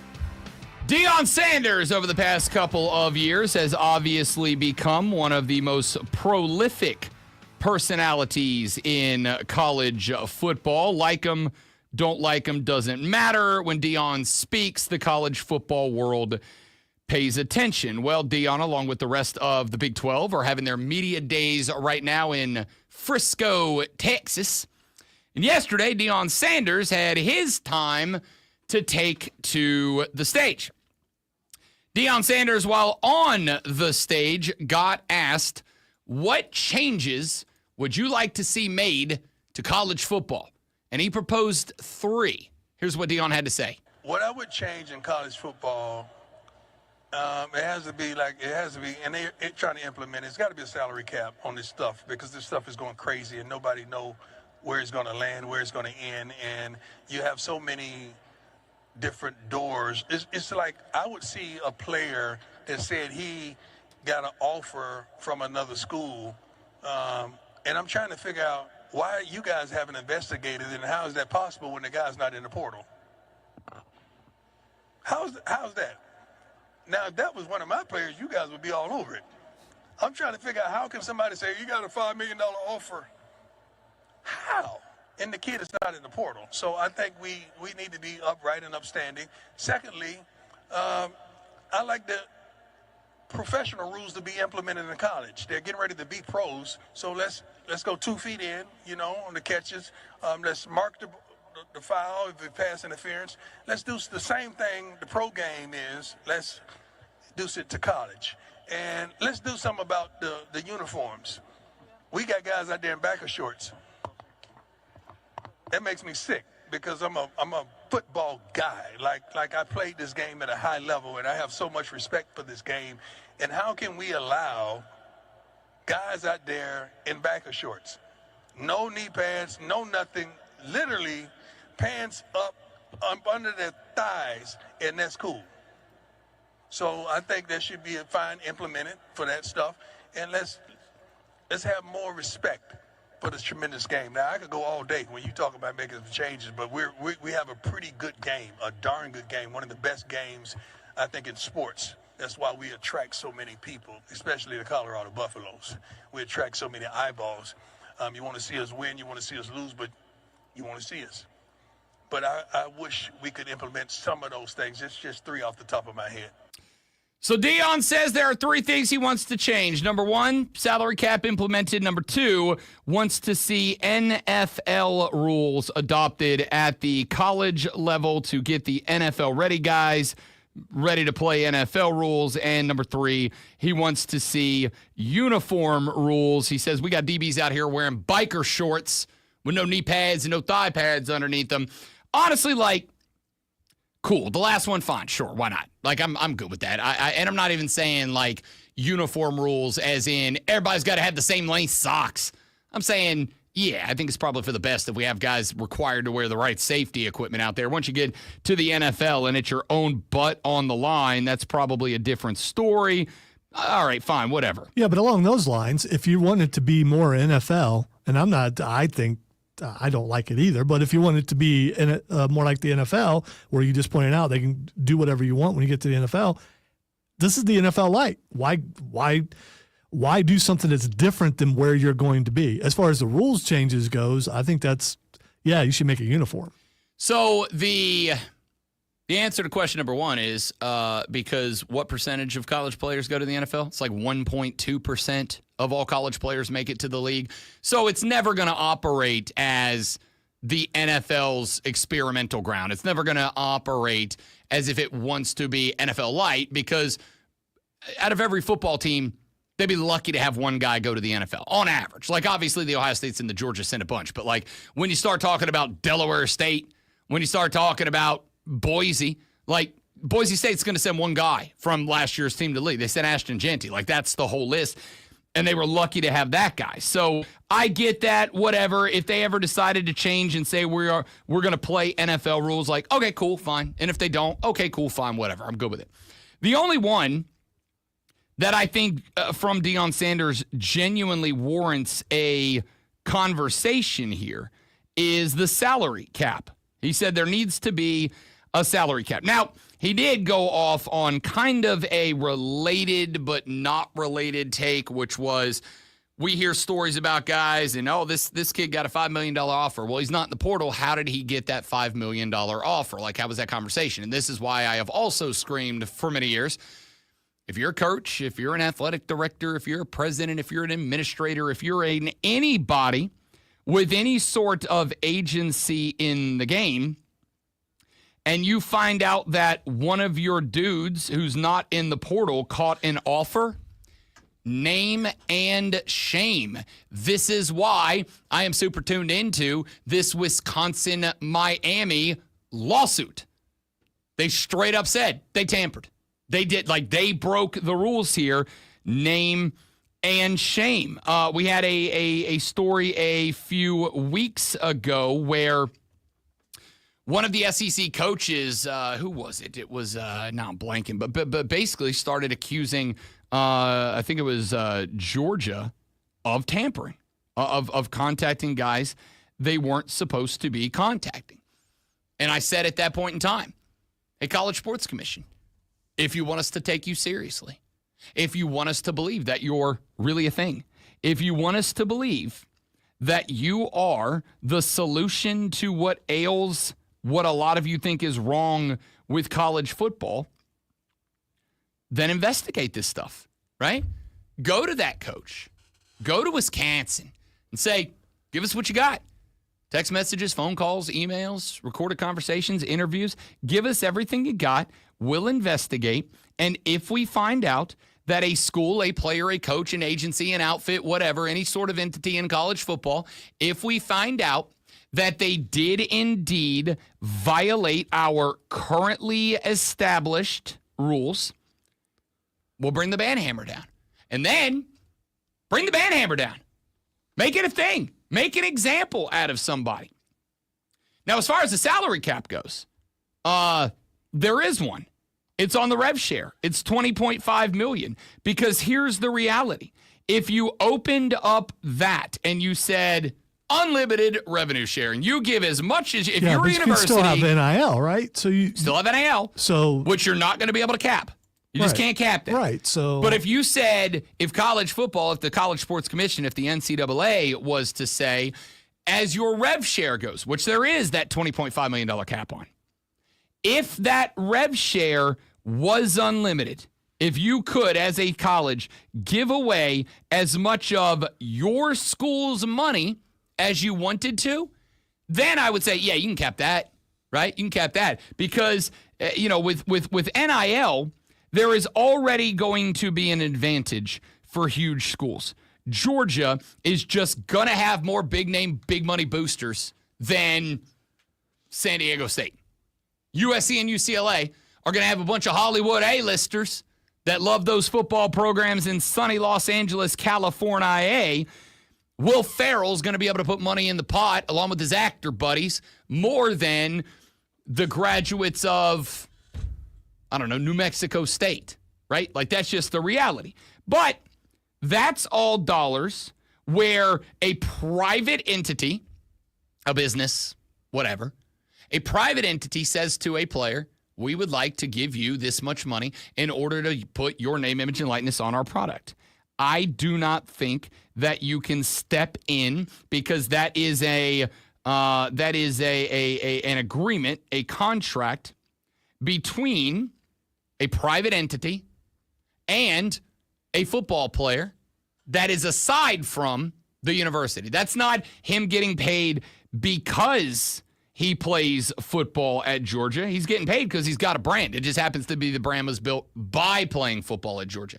So you're not going to be able to cap that. But there is a cap on rev share. So the real meat and potatoes of what Deion had to say there, at least in terms of worthy of generating a conversation was the second point he made in his first point. And that is tampering.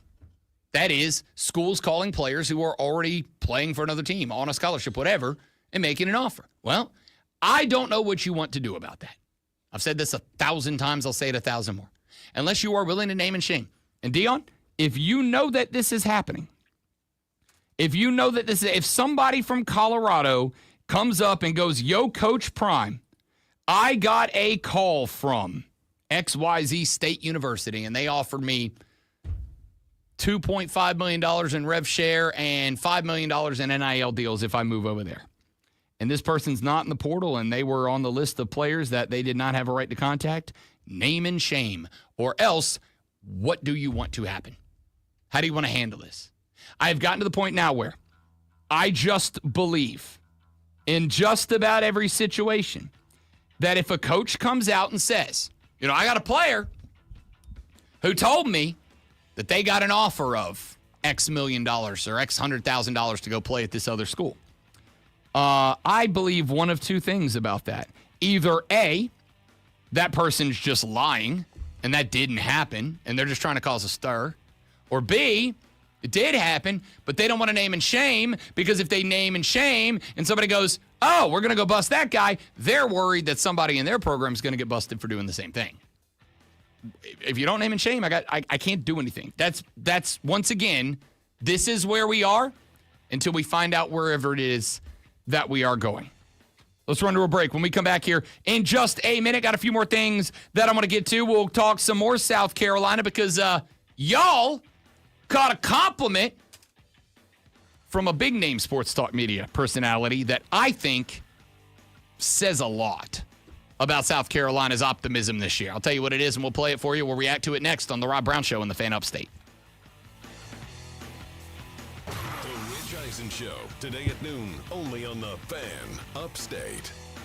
I'm Chuck Sanders. Here's the Sports Flash presented by Progressive. Panthers Fan Fest is right around the corner. So is training camp. Marcus, welcome back, buddy. It has been a minute since we've seen you in the chat, but we're glad you're here. It's the only I'll chance stay for right fans there. to see the Panthers.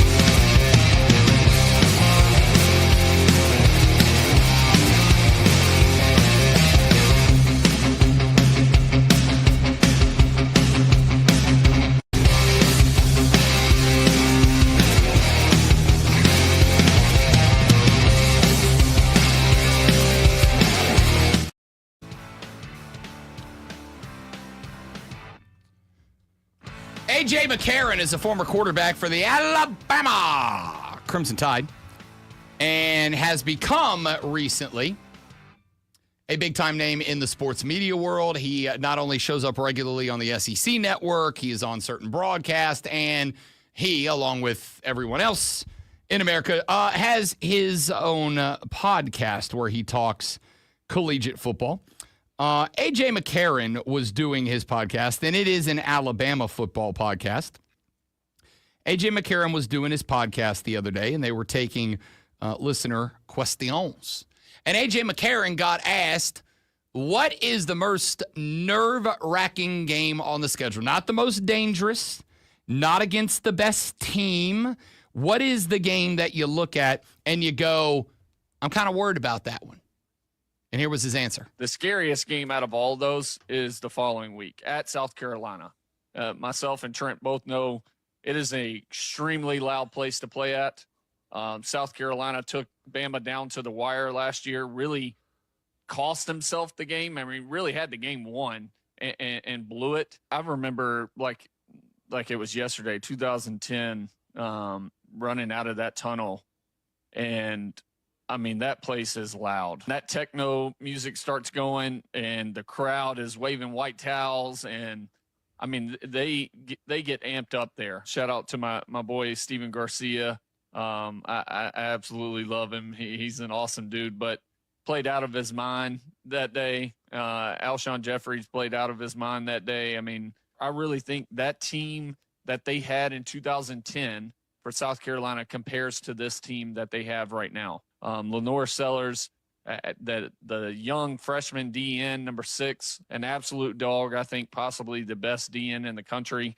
I mean, they have playmakers all over. So that's going to be extremely tough. But it's just the fact that you're playing so many tough teams in the SEC literally 5 weeks in a row without a break. I mean, you got to get out of that with no injuries, guys having healthy bodies, like workload during the week. I mean, that's what makes it so tough.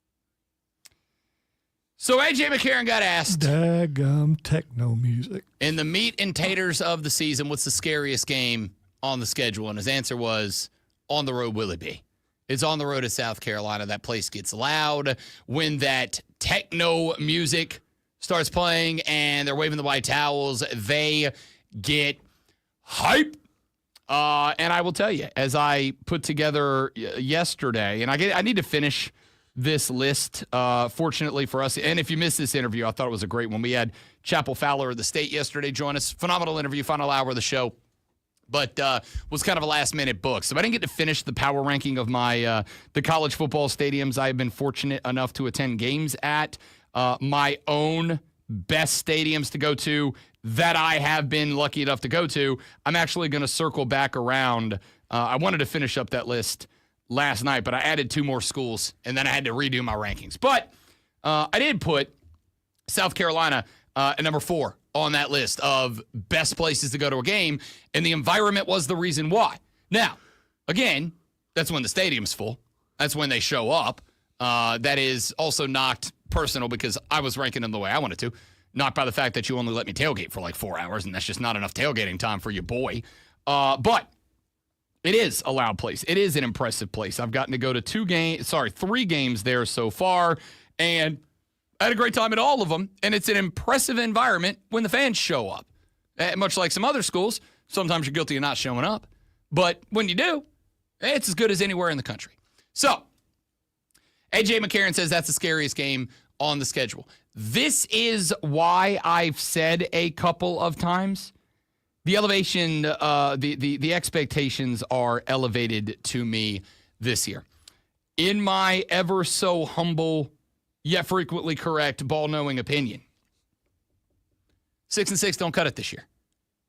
Now, taking into consideration all the other things we have talked about and taken into consideration, I think South Carolina has gotten saddled with one of the most difficult back half of the schedules of anybody in college football.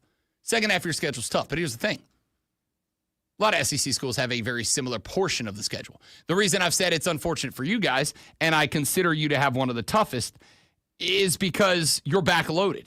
All the tough points are in the second half of the schedule, which means that you're going to face your toughest opponents back-to-back break Clemson, which also means you're going to be damn exhausted when you get to the end of the year. So if you do. Yes, you guys heard right what he just said. What?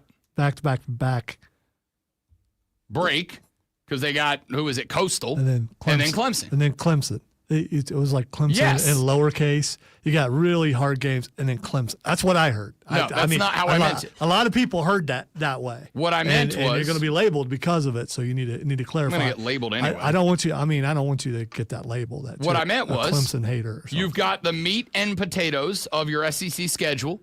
And then you've got a 1 week off game against an FCS team. And then you have to play Clemson, a national championship contender this year. There you go. That's better. The back half of your schedule is the reason that I think you have one of the toughest schedules in football. There are a couple of SEC teams that have schedules that are just as tough, but either they get a couple of breaks in the middle, you don't, or a lot of their talent is front-loaded, which means they can take an L early and bounce back. You don't really have that luxury with it being backloaded. There's a lot to that. But what I will say here is the fact that A.J. McCarron, who again, I think has developed dramatically as a college football voice. I'm a lot more interested in the last couple of years what he has to say than the couple of years before that. And again, it was new to the game. Like he was just getting into it. But on an Alabama schedule, that includes a desperate Florida State team in week 1. That includes Wisconsin, followed by a road trip to Georgia, followed by a get-back game from Vanderbilt trying to prove, and again, like that, Vanderbilt's not a big game, except for Bama this year. Because if they drop 2 in a row to Vandy, there's conversations. Then you've got Tennessee, South Carolina, LSU, back-to-back-to-back. And then, just in case they turn out to be good, Oklahoma waiting for you, an Eastern Illinois team, an FCS squad. And then, of course, the Iron Bowl at the end. They've got a tough schedule, too. But it's kind of broken up because after Florida State, they got UL Monroe. They got Wisconsin, Georgia. Then they got Vandy and Missouri. They got Tennessee, South Carolina, LSU. Then they got Oklahoma, Eastern Illinois before they have Auburn. Your schedule is not broken up that way. Your schedule is backloaded. We have talked about this a number of times. Here's the back half of the schedule. Oklahoma, Alabama, Ole Miss, at Ole Miss, at Texas A&M, Coastal Carolina, back home for Clemson. That's rough. So I am even, and this is why I've said a few times that my reasonable and realistic ceiling is 10-2. I fully expect that somewhere in there, in that back half stretch, there is going to be, much like there was in the Alabama game last year, we should have won that game loss. Like, there's going to be a game in there somewhere that you're going to go, if we could run that back and do it again, we win that game. But we lost it, and it was dumb, whatever. I think that when you look at the expectations, I have accounted for a dumb second half loss in there somewhere, which is why the realistic ceiling is 10-2 and the realistic floor is 7-5 because 500 don't cut it. Even with that schedule, 500 don't cut it this year. So, McCarron says that for the Alabama Crimson Tide, the scariest game on the schedule, it ain't Tennessee, it ain't Auburn on the road, it ain't Georgia and Athens. The scariest game is South Carolina. Again, that's not to say South Carolina's better than Tennessee. I'm not saying South Carolina's better than Georgia. I'm not saying they're better than Auburn. I'm not saying I think they are better than Auburn, but not the point. I'm not saying that they're better than those. I'm saying that South Carolina game kind of feels like a sleeper game kind of in the middle, right? Like that's a game that if they were the South Carolina of old, you go, cool. We get that nice little break after we play Tennessee, but before we play LSU. Talk about a trap game. Brian Kelly's the most motivated guy in college football this year, I think, outside of Hugh Freeze. And so for that LSU game, even though it's in Tuscaloosa, is kind of scary. Back in the day, South Carolina wedged in the middle of that would be considered, I think, a nice little break. South Carolina this year, wedged in the middle of that, suddenly becomes a threat game, especially considering, as A.J. McCarron said, you should have won that game last year. You shot yourself in the foot. You should have won that game. So it's also kind of a revenge game for South Carolina. It's elevated expectations for South Carolina. The good news is, I think elevating the expectations was kind of goal number one for Shane Beamer, right? Like, let's get to a point where we enter the year with elevated expectations, then we'll work on accomplishing them. I think you've done that. The expectations are elevated. And the fact that A.J. McCarron's calling you the scariest game on the schedule for Alabama this year, to me kind of proves that the expectations are elevated. So I think there's something to that. I do think that with said elevated expectations, I do think that, A, you got to meet them. And B, here's where I think the danger lies. South Carolina has been described by me the last couple of years as a vibes team. South Carolina is a team that recruits, and recruits well, not on trophies, not on rings, not on championships, not on conference championship game appearances, none of that. South Carolina is a team that for the past couple of years, under Shane Beamer, has been a vibes team. We recruit kids who come to Columbia on their visit and they go, yo, this is dope. This is great. This is awesome. This is where I want to be. This place rocks because the vibes are good. Coach has got personality. You dance in the locker room after dubs. Like, it's fun. But at some point, that's not enough. At some point, you go, we're a good vibes team, and we are going to have immense amounts of fun on our way to 7-5 every year. And I promise you that's more miserable than just being a bad team.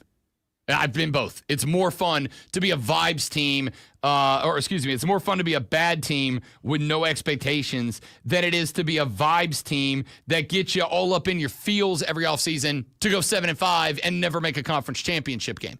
This year, if you do not live up to the expectations, I think those vibes kind of start to go away a little bit, right?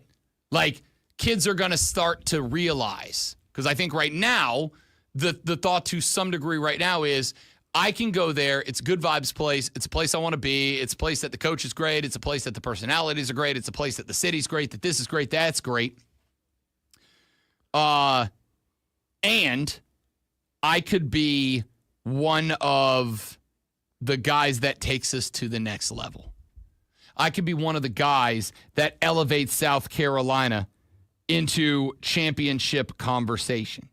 But if it ever gets to the point that players start losing the belief, recruits, transfer portal guys start losing the belief that, hey, I could be one of the guys that elevates them to the next level, and players start to look at the program and go, this team's never going to get there.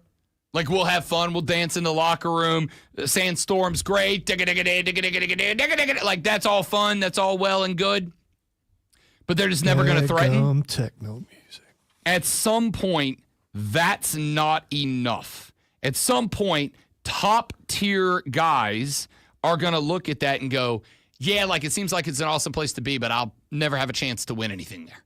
I'll never be a conference champion. I'll never be a tournament champion. I'll never be a playoff champion. I'll never be a national champion. And while I understand that most of you believe that every college football player is only in it for the money, football players want to win. They want to win. I completely agree, but I think money could also factor in. If you're, wow, I really like this place. They haven't been winning lately, but they also offer me the most money.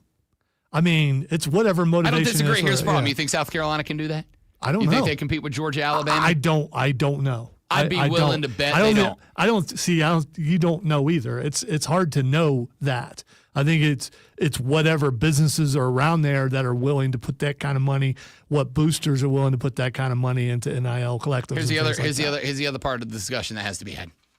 As much as a player might look at that situation and go, okay, like, they're fun, they're vibes, but they're never going to win anything, and I want to be a winner, so I'm not going to go there. Boosters are only going to keep giving millions of dollars for a 7-5 team for so long. You want to know how I know? Look at Florida State. They're struggling, scrapping booster money, NIL money together right now because they're coming off a 2-10 year.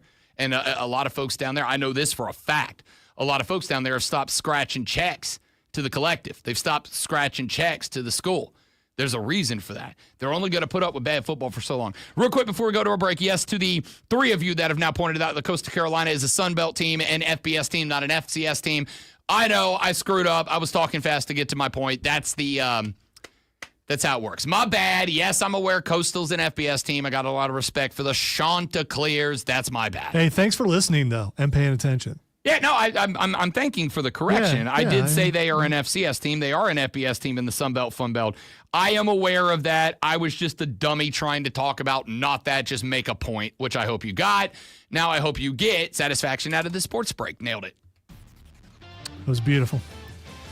The Atlanta Braves stopped a 5-game losing streak with a 9-2 win over the A's last night. Ronald Acuna Jr., who missed Tuesday's game with back tightness, hit a leadoff home run and another in the fourth. Back tightness is serious. I'm just joking. Bryce Elder picked up his third win of the year, going 6.2 innings and giving up 8 hits, but just 2 runs while striking out 7. Devin Booker has agreed to a 2-year, $145 million maximum contract extension with the Phoenix Suns, the highest annual extension salary in league history, surpassing Shai Gilgeous-Alexander's deal signed last week. Booker's contract is now for 5 years and $316 million in total. That's a lot of money. Oklahoma City Thunder have their starting big man back to defend the title, agreeing to a 5-year rookie max contract with Chet Holmgren that could reach as high as $250 million. That is, the deal does not include a player or team option. Up to the minute upstate traffic. An accident southbound 85 around mile marker 57 Airport Road has the left lane stalled. You'll hit your brakes at the 101. Actually, your average speed is less than 25 miles an hour for about 6 miles between exit 60, the 101, and Pelham Road. Northbound 85 slows at 385, but no delays. From the News Talk 98.9 WORD Traffic Center, I'm Bill Brooks on The Fan, Upstate. We all hear the radio ads about the IRS. They tell you to be afraid, to be scared, and they try to frighten you into calling. I'm not here to do that. Tax Relief Advocates is different. TRA is here to tell you that if you owe money to the IRS, whether it's $5,000, $50,000, or $500,000, we have a solution. It doesn't matter if you're sitting in your car, at work, or with your kids. No matter where you are, call now. 800-497-8091. Don't lose hope. TRA can eliminate or reduce what you owe to the IRS. Generous programs are now available that can give you a fresh start. Our passion is taxes and helping individuals fix their IRS problems. We have over 1,000 5-star reviews on Google and an A+ with the Better Business Bureau. You don't need to be afraid of the IRS any longer. End your tax nightmare today by visiting us online at TRA.com or call 800-497-8091. That's 800-497-8091. Tax Relief Advocates. Real solutions for real people. This is Joe Cordell of Cordell & Cordell. Serving in the military requires great sacrifices, not just for one's country, but also for one's family. Not surprisingly, divorce for soldiers is especially difficult, and it raises a number of challenges that are peculiar to military divorce, things such as deployments, relocation, retirement benefits. These issues can be complicated. So if you're a soldier facing such challenges, go to CordellCordell.com. Joseph Cordell, licensed in Missouri and Illinois. CordellCordell.com. You need parts? I know you don't think she's going to beat her, but she is winning. Free set of brake pads when you buy And, brake rotors. you know. Upgrade to Brake Best Select pads for just $10. Or upgrade She to should have Brake won Best this Select game. Gold or She should have won this import game, pads but for she's just like $20. was on the line. Product availability. Just one part that makes O'Reilly stand apart. Restrictions You apply. keep saying that she's like the youngest since Serena. How old is she? No, they said it on there. Yeah.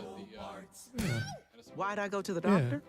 My heart would race just taking my son to practice. It didn't feel right. So I got checked out. Turns out I have atrial fibrillation, which increases the risk of stroke about 5 times. Symptoms like irregular heartbeat, heart racing, chest pain, shortness of breath, fatigue, or lightheadedness can come and go. But if it's AFib, the risk of stroke remains. If you have symptoms, contact a doctor. I'm so glad I did. Visit NoTimeToWait.com. Sponsored by Bristol Myers Squibb and Pfizer. Upstate. WYRD Greenville. WORD Spartanburg. WFBC HD3 Greenville. The official And yes, we are watching Wimbledon whilst doing the show because live sports, dude. Upstate. and Odyssey Sports Station. And there's Merck in play. Man, check this out. You're on official Rob Brown lockdown. Represents being real. Yeah. Real, unfiltered sports talk. Manufactured locally for the Carolinas. Lockdown. This is the Rob Brown Show. Get robbed. Only on The Fan Upstate. The Rob Brown Show back on your radio. It's the Fan Upstate. Rob Brown, the great Malonzo, you. 844-326-3663 is the number to get on the radio. Either by a text message, give us a little textual satisfaction at 844-326. Man, I hope you forget that. No, I like it. I don't. I like it. On the text line, 844-326-3663. You can also call that number to be a part of the show on the air if you wish to do so. You can tweet me at The Rob Brown Show. You can tweet the great one at Lonzo on Word. And you can tweet everybody up in the station at The Fan Upstate. You can email me, rob.brown@thefanupstate.com if you want to get at us in that direction. And, of course, the Ray Memorial Hotline is back up and running. Go to the Odyssey app, AUDACY. Grab it for free out of your app store. Put it on your phone, your tablet, your laptop, all of your digital devices. And when you do, search the Fan Upstate. Click the little heart icon so that it's always listed at the top of that app for you. And there's two buttons. One says Listen Live. You click that button, wango bango, you'll listen live 24/7, 365 to all the outstanding content here on the Fan Upstate. The other option you have, the second button, is a button that says Send a Voice Message. You click on that button, you send a voice message. It can be up to 60 seconds long, and you can say literally anything that you want. It does not need to be censored. It does not need to be scripted. It can be, if you want to, have a ball. That's why we set that thing up. Go to the Odyssey app, AUDACY. Click on the Fan Upstate page. Click on the Send a Voice Message and leave us a 60-second voice message. We will edit them down as appropriate and play them on the show as appropriate. Hit us up. Let's do it. All right, got a few more things that I want to get to as we continue to talk a little a little college football here on the show. We had a texter ask us, we were talking about Arch Manning over at Texas the other day, and we had a texter ask a question. Has there been a college athlete that has ever had the amount of pressure heaped on him that is currently being heaped on Arch Manning? And you know who had something to say about it? Another guy who knows something about pressure while playing football. How about Cam Newton's take on Arch Manning? They went into the University of Texas with the understanding that they're trying to put Arch Manning in the best situation to be developed over time. It's not about playing. That's going to come. But who's going to develop this specific talent to be the best talent by the time he's eligible to go to the next level? A lot of these parents and a lot of these players get so jaded off of the fact that, hey, I'm trying to play early. No. Scratch that. Go somewhere that after 3 years, you could put yourself in a position to go to the league. That doesn't mean that I'm going somewhere where I could play early or start. Just because you're starting doesn't mean you're getting developed. I've always felt like I was more talented than Tim Tebow. But I needed Tim Tebow to show me what I lacked. Tim Tebow is an unbelievable leader, verbally and by actions. Arch would be a fool if he has not learned anything from Quinn Ewers, how he prepared, how he lead his team, and just how he handled and managed the expectations for being a quarterback at a university like Texas. The synonym for Heisman is hype. The player who has the most hype typically wins the Heisman. I don't think another quarterback has had this much hype at the University of Texas since the great Vince Young. You are a freaking fool if you don't think Cooper Manning, Archie Manning, Eli Manning, and Peyton Manning has any type of involvement with the decision-making of their nephew, their grandson, or their son. Because with a name like Manning, it holds a lot of weight in this football world. Yes, it does. So, part of the reason that the story... Football has more than one royal family. That's such a great line. The reason that this holds as much weight as it holds, the reason that the Arch Manning story, as tired of it as many of you are, and it's understandable, it feels like no matter what show I go on, whether I am a host or a guest, it feels like no matter what show I'm having a conversation about college football on, whether I am a host or a guest, it feels like every conversation has to include Arch Manning. I just got to say, though, didn't his uncles have that same kind of pressure? No. So, so their dad wasn't a good enough quarterback that they came in with a name and expectations. Oh, I didn't say they had no expectations. Arch Manning is not just expected, I think at this point, by a lot of people to win a Heisman Trophy. Arch Manning is expected to win a straight-up national championship. When Eli Manning went to Ole Miss, I do not think that anybody thought that Eli Manning was bringing an Ole Miss national championship. There may have been similar expectations on Peyton Manning when he signed on to play his ball at the University of Tennessee. I think there was probably expectations. But you got to keep in mind, Arch has, I would say, at its base, like similar expectations to Peyton at Tennessee, elevated over Eli. But I would also say they are higher because while Peyton and Eli had Archie to lean on, Arch has Peyton and Eli and Archie to lean on. And on top of that, and this is, you can say it's fair or not fair, it's really up to you. But the fact that Arch Manning showed up and waited in the wings behind Quinn Ewers. Remember, we had Steve Spurrier on a couple of weeks ago. And Steve Spurrier said, if this cat is this good, if this cat is Heisman frontrunner good before he's ever taken a snap at QB1, if this dude is expected to win Texas a national championship good, if this dude is that good, why was he seated behind Quinn Ewers last year, especially late in the season when Quinn was a little banged up and the numbers were coming down and all that? Why did they not make the switch? And I said, I think it's a very valid question. Steve took a lot of heat. Oh, you just don't get it, Steve Spurrier.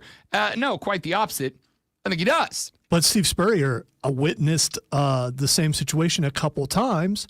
I believe both times, at least once. Well, Deshaun Watson was not the starter.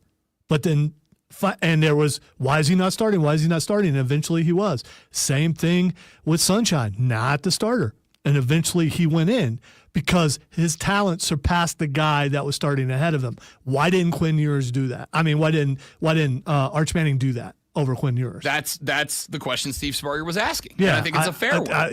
That's what I'm saying. He witnessed firsthand, saw a quarterback come in after it just. I think there's a lot of overhype. I really do. I mean, I hope the kid lives up to expectations, but I don't think he's going to.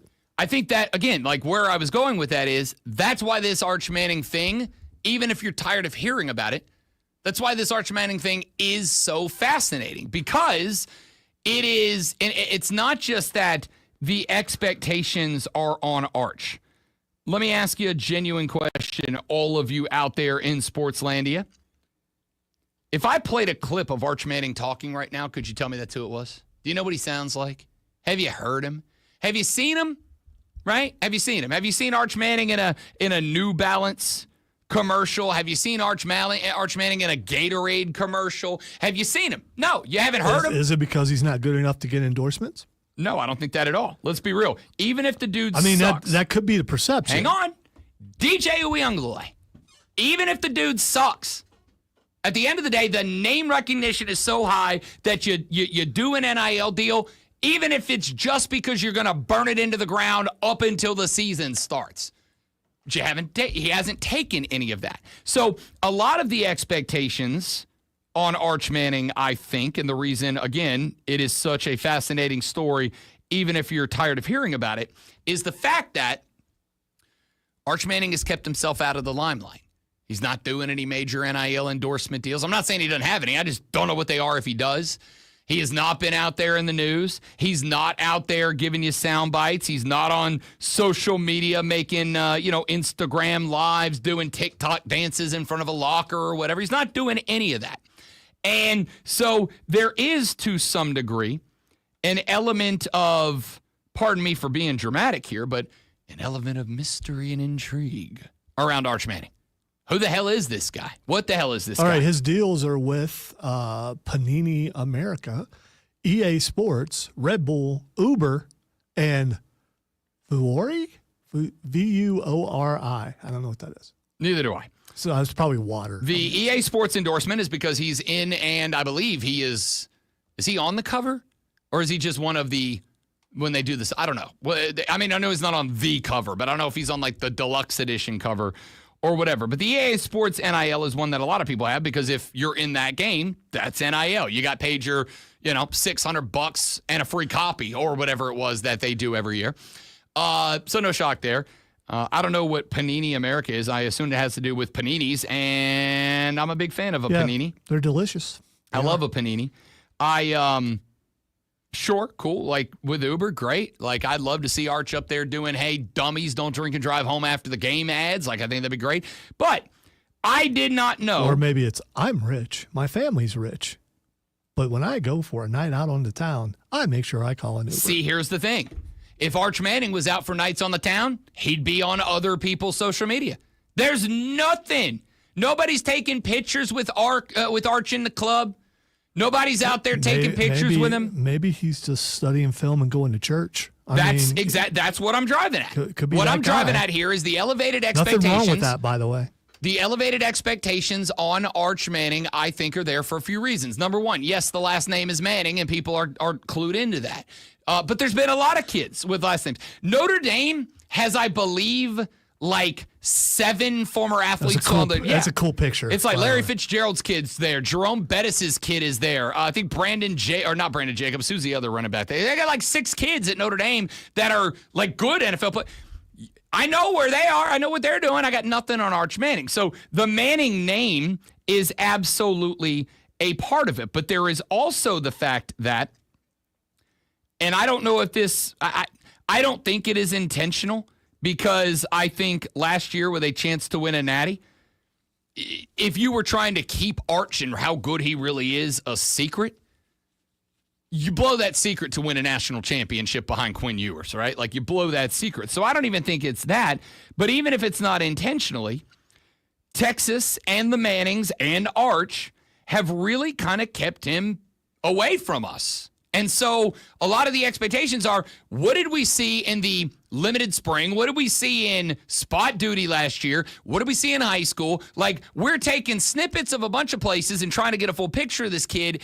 And I don't know if it's fair or not. What I do know is the expectations on this guy are, and I have spun this around in my noodle because I don't like to knee-jerk reaction, and I certainly don't like to just knee-jerk react to other people's knee-jerk reactions, but on every show I'm on, every college football expert that we have interviewed on those different shows, every one of them has said, yes, the expectations on Arch Manning are Heisman and Natty, and anything less is a bust. And I'm saying I don't think Arch did anything to put those expectations. I think, for instance, Shedeur Sanders' expectations were largely shouldered by Shedeur Sanders and Dion. He put those there. All right, so my thing with Arch, though, if he's that good, if he's the guy in waiting, if he's the guy to do all that, why didn't they use him when they needed him? We covered that.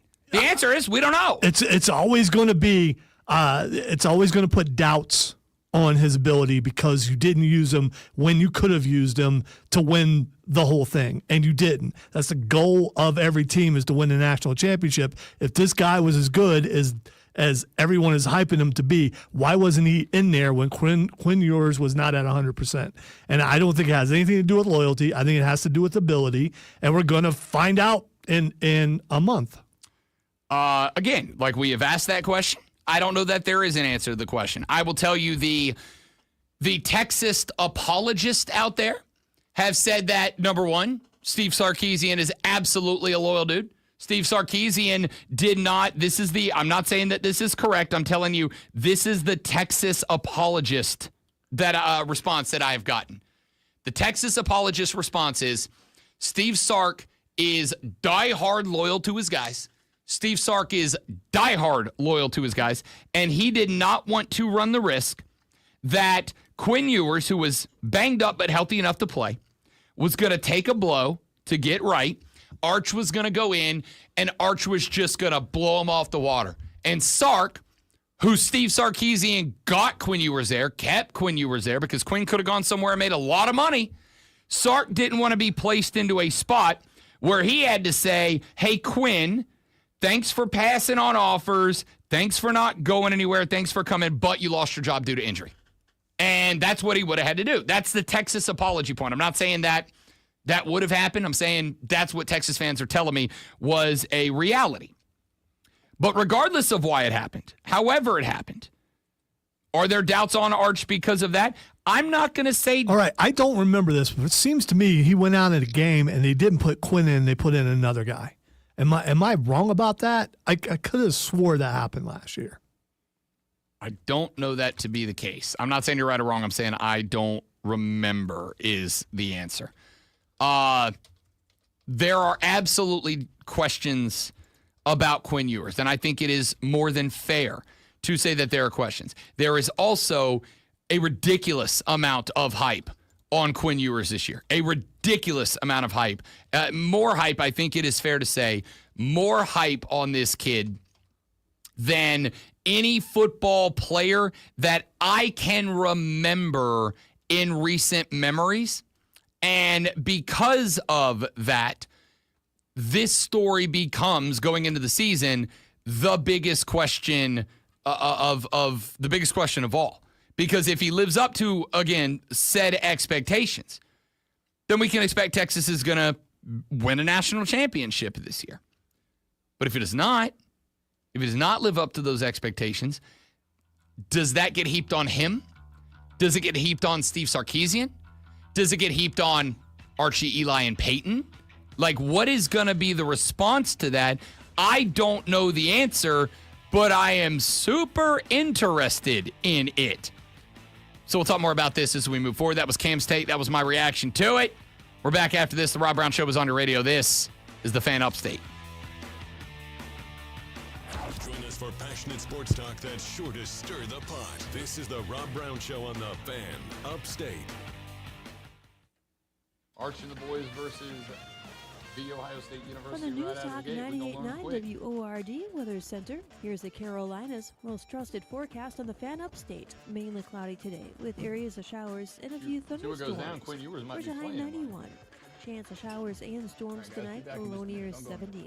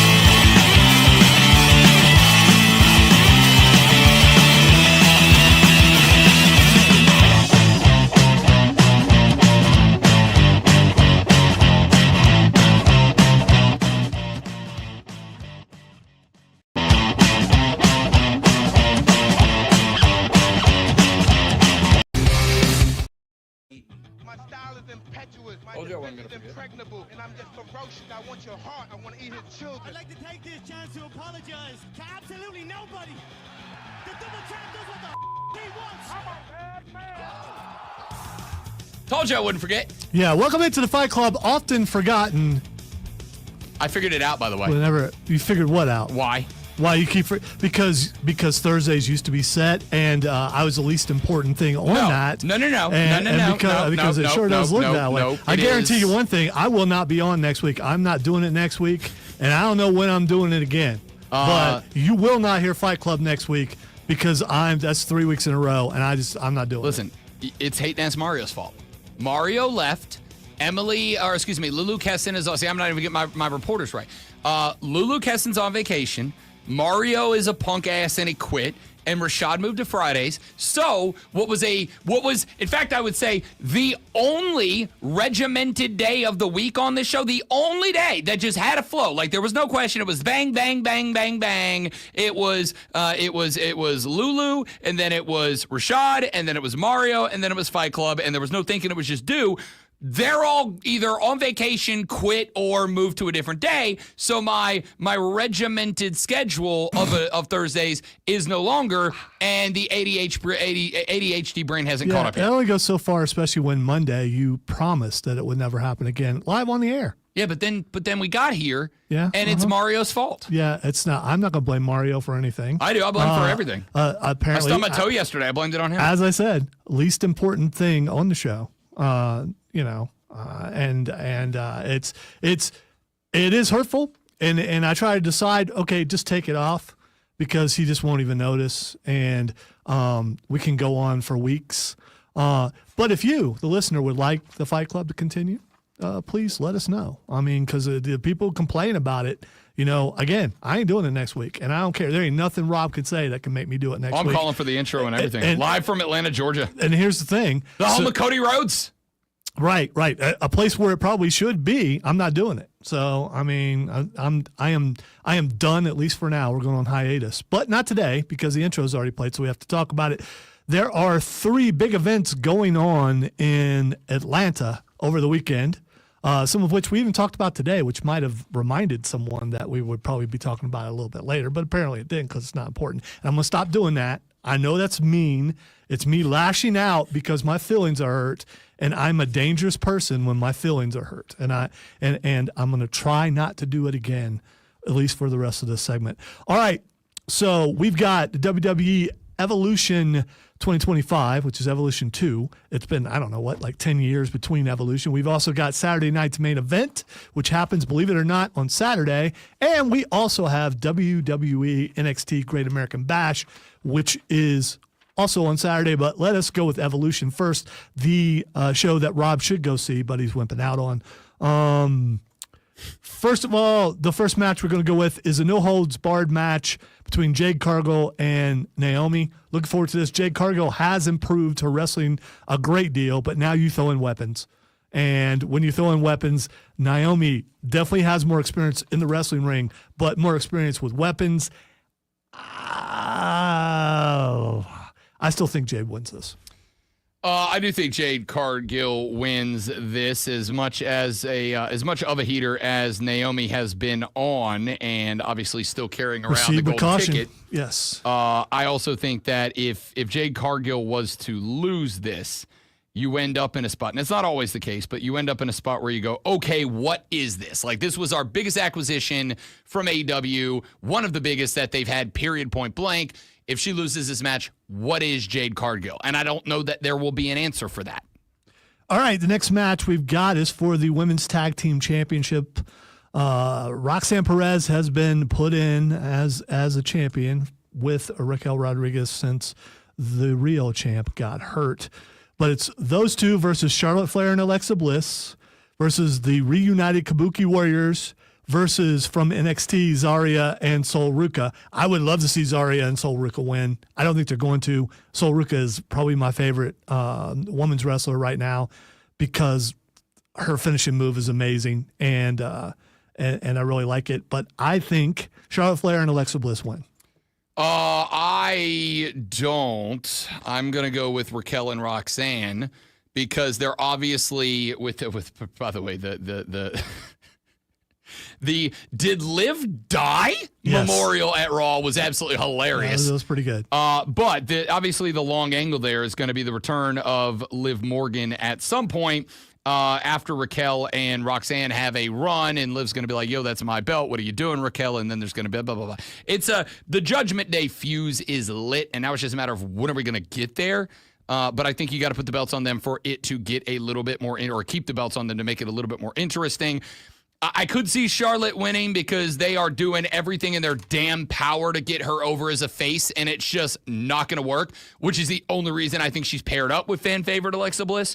But I think Raquel and Roxanne win this because the Judgment Day, they want to build that thing up to the highest it's ever been before they rip it back down.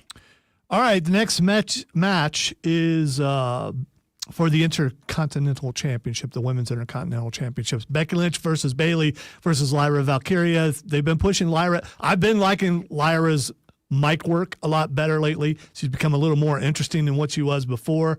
But the real story here is between Bayley and Becky. And I think when they introduce these new belts, they're letting people who have won them all get a shot at them. And I think it's Bayley's turn. Bayley wins. I'm sorry.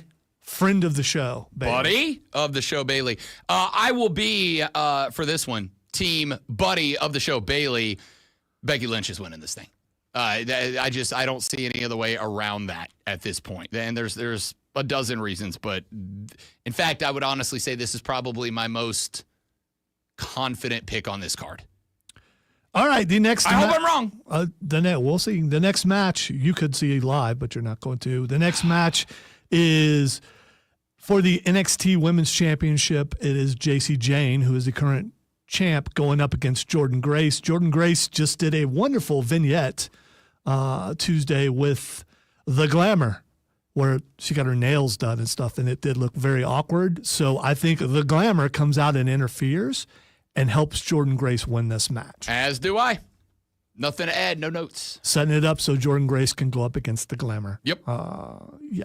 All right, the next match is contrived completely so they could use her again at this, sort of thing. Tiffany Stratton, current champion, versus Trish Stratus for the WWE Women's Championship. Tiffany's not going to lose this. Tiffany's not going to lose this. But she is going to lose probably. But she's not going to lose to Trish. Yeah, don't get me wrong. Cash in time. That's on the table. Don't get me wrong. Trish Stratus did a lot for a young Rob Brown's, let's say, development as a man. All right, Trish Stratus was just way up there on the list for old Rob Brown. But now, it's Tiffy time. All right, and Trish isn't quite the Goldberg status, but she's getting real close. I'll just put it that way. And her I guess this is it for her current contract too. Io Sky versus Rhea Ripley for the WWE Women's World Championship. What this says is Io Sky is not excited enough to keep the belt, so we're going to put it on Rhea Ripley, and so Rhea Ripley is going to win the match. Hopefully this is not the main event. Or you could read it as, even though you don't like it, Rhea Ripley is maybe the most over women's superstar in the history of professional wrestling. She's not, though. And you get to the fan favorite. Not in the history of. No. I mean, currently she's pretty over, but there are other just as much. And speaking of which, Battle Royale. Oh, I don't get to talk about Rhea? Okay. Well, I mean, if you want to. Mommy wins, and if I end up at this event on Saturday, it's because you get both of Rob Brown's type, Tiffany Stratton and Rhea Ripley on the same card. Wow. It's like a dream. Battle Royale, the winner of this will end up being get a championship shot in Paris. Here are just some of the names that we know. We've got Nia Jax, Stephanie Vacour, Nikki Bella, Ivy Nile, Natalia, Maxine Dupree, Izzy Dame, Tatum Paxley, Kalani Jordan, Lash Legend, Lola Vice, Jada Parker, Zelina Vega, Julia, and more. I love Ann Moore. I hope Ann Moore wins. Second favorite wrestler behind only Vacant. Yeah, I'm going to go with Stephanie Vacour to win. So am I. Lash Legend's going to look good, though, because she's big. And her versus Nia, I kind of want to see. But yeah, I think Stephanie Victoria, because they haven't done much with her lately. Stephanie is going to win both the match and my heart. She hasn't won your heart already. No, she has. The Devil Horns. Well, 'cause she's not like not that list thing that some people have that get out of jail free card thing. She's not that. Okay. Anyway, all right. WWE Saturday night's main event. Only 3 matches that I could find so far. I'm sure they're going to add more. We've got Randy Orton versus Drew McIntyre, which will be a good match. And I don't know who's going to win that. I can't really pick that because I don't know who it helps or who it hurts. It both helps and hurts Drew. Helps to win, hurts to lose. I mean, you just took Randy off the main event program, right? Like, if he turns around and wins this, it's like, what are we doing here? And the next match, LA Knight versus Seth Rollins. Not going to end well for LA Knight, but he'll have a good showing for a while. I agree. Then Seth Rollins, whether he wins or not, he wins because LA Knight's going to get beat up. And finally, friend of the show, buddy, Gunther versus Goldberg. And no, Goldberg is not going to win. Stop it. You actually believe for a second that he's going to win this match? I think they would be tempted to. No way. I think they would be tempted to. Now, what I also think would happen they would let him have it for 2 nights and they would turn around and take it right back off of him on Monday Night Raw. But yeah, you don't think they'd give him like a 1-night selly with the belt as a thanks and a farewell? No. I do. They won't. Unless there's going to be a cash-in. Because you do that, you let Goldberg win the championship, Seth comes in, cashes in, and becomes a champion. That's the only way I see it happening. Which would be dope, for the record. Oh, it would be. I mean, getting the cash in on Goldberg on his final match. A cash in will be dope. It would not be dope to see Gunther lose to a 92-year-old Goldberg. That's not dope. WWE don't do it. 92. And here's the thing, Gunther, Goldberg resides in Georgia still, I believe. And if you keep talking stuff, you're going to be right there. You could be next. And now, ladies and gentlemen, can't get some AEW All-In action up in her. No. Got a big card this weekend. We're out of time. Give me Adam Page over Jon Moxley. I think it's time for the good guy to take one here. The Millennial Cowboy bleep takes it over. The Mox thing keeping the belt in the briefcase.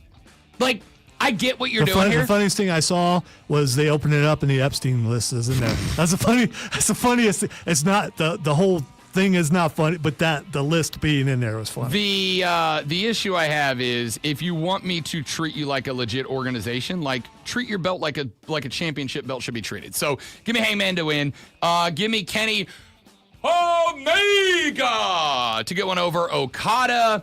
I will take. God, I want Toni Storm to win. I want Toni Storm. She's the best. She's the best. I want her to win. I want her to have a mic on her for absolute ever. But I think what are we doing with Mercedes Moné? I'm over.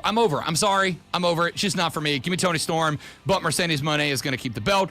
Any interest in the tag team championship 3-man match? I got Bobby Lashley and Shelton Benjamin back together. I think they're going to smoke it this weekend. Bobby Lashley just got beat up. Yeah, well, everybody gets beat up. It's wrestling. Yeah, but it's Bobby Lashley. Upset match, give me Ospreay and Strickland over the EVPs. Because that might be the greatest tag team ever put together. There are stipulations. I think the EVPs can't do something. And if they lose, I believe they give up their EVP title if they lose. Yeah, okay. Which they need that, even if it's to rebuild the Young Bucks for a bit.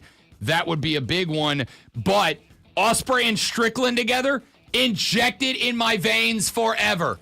Fight forever.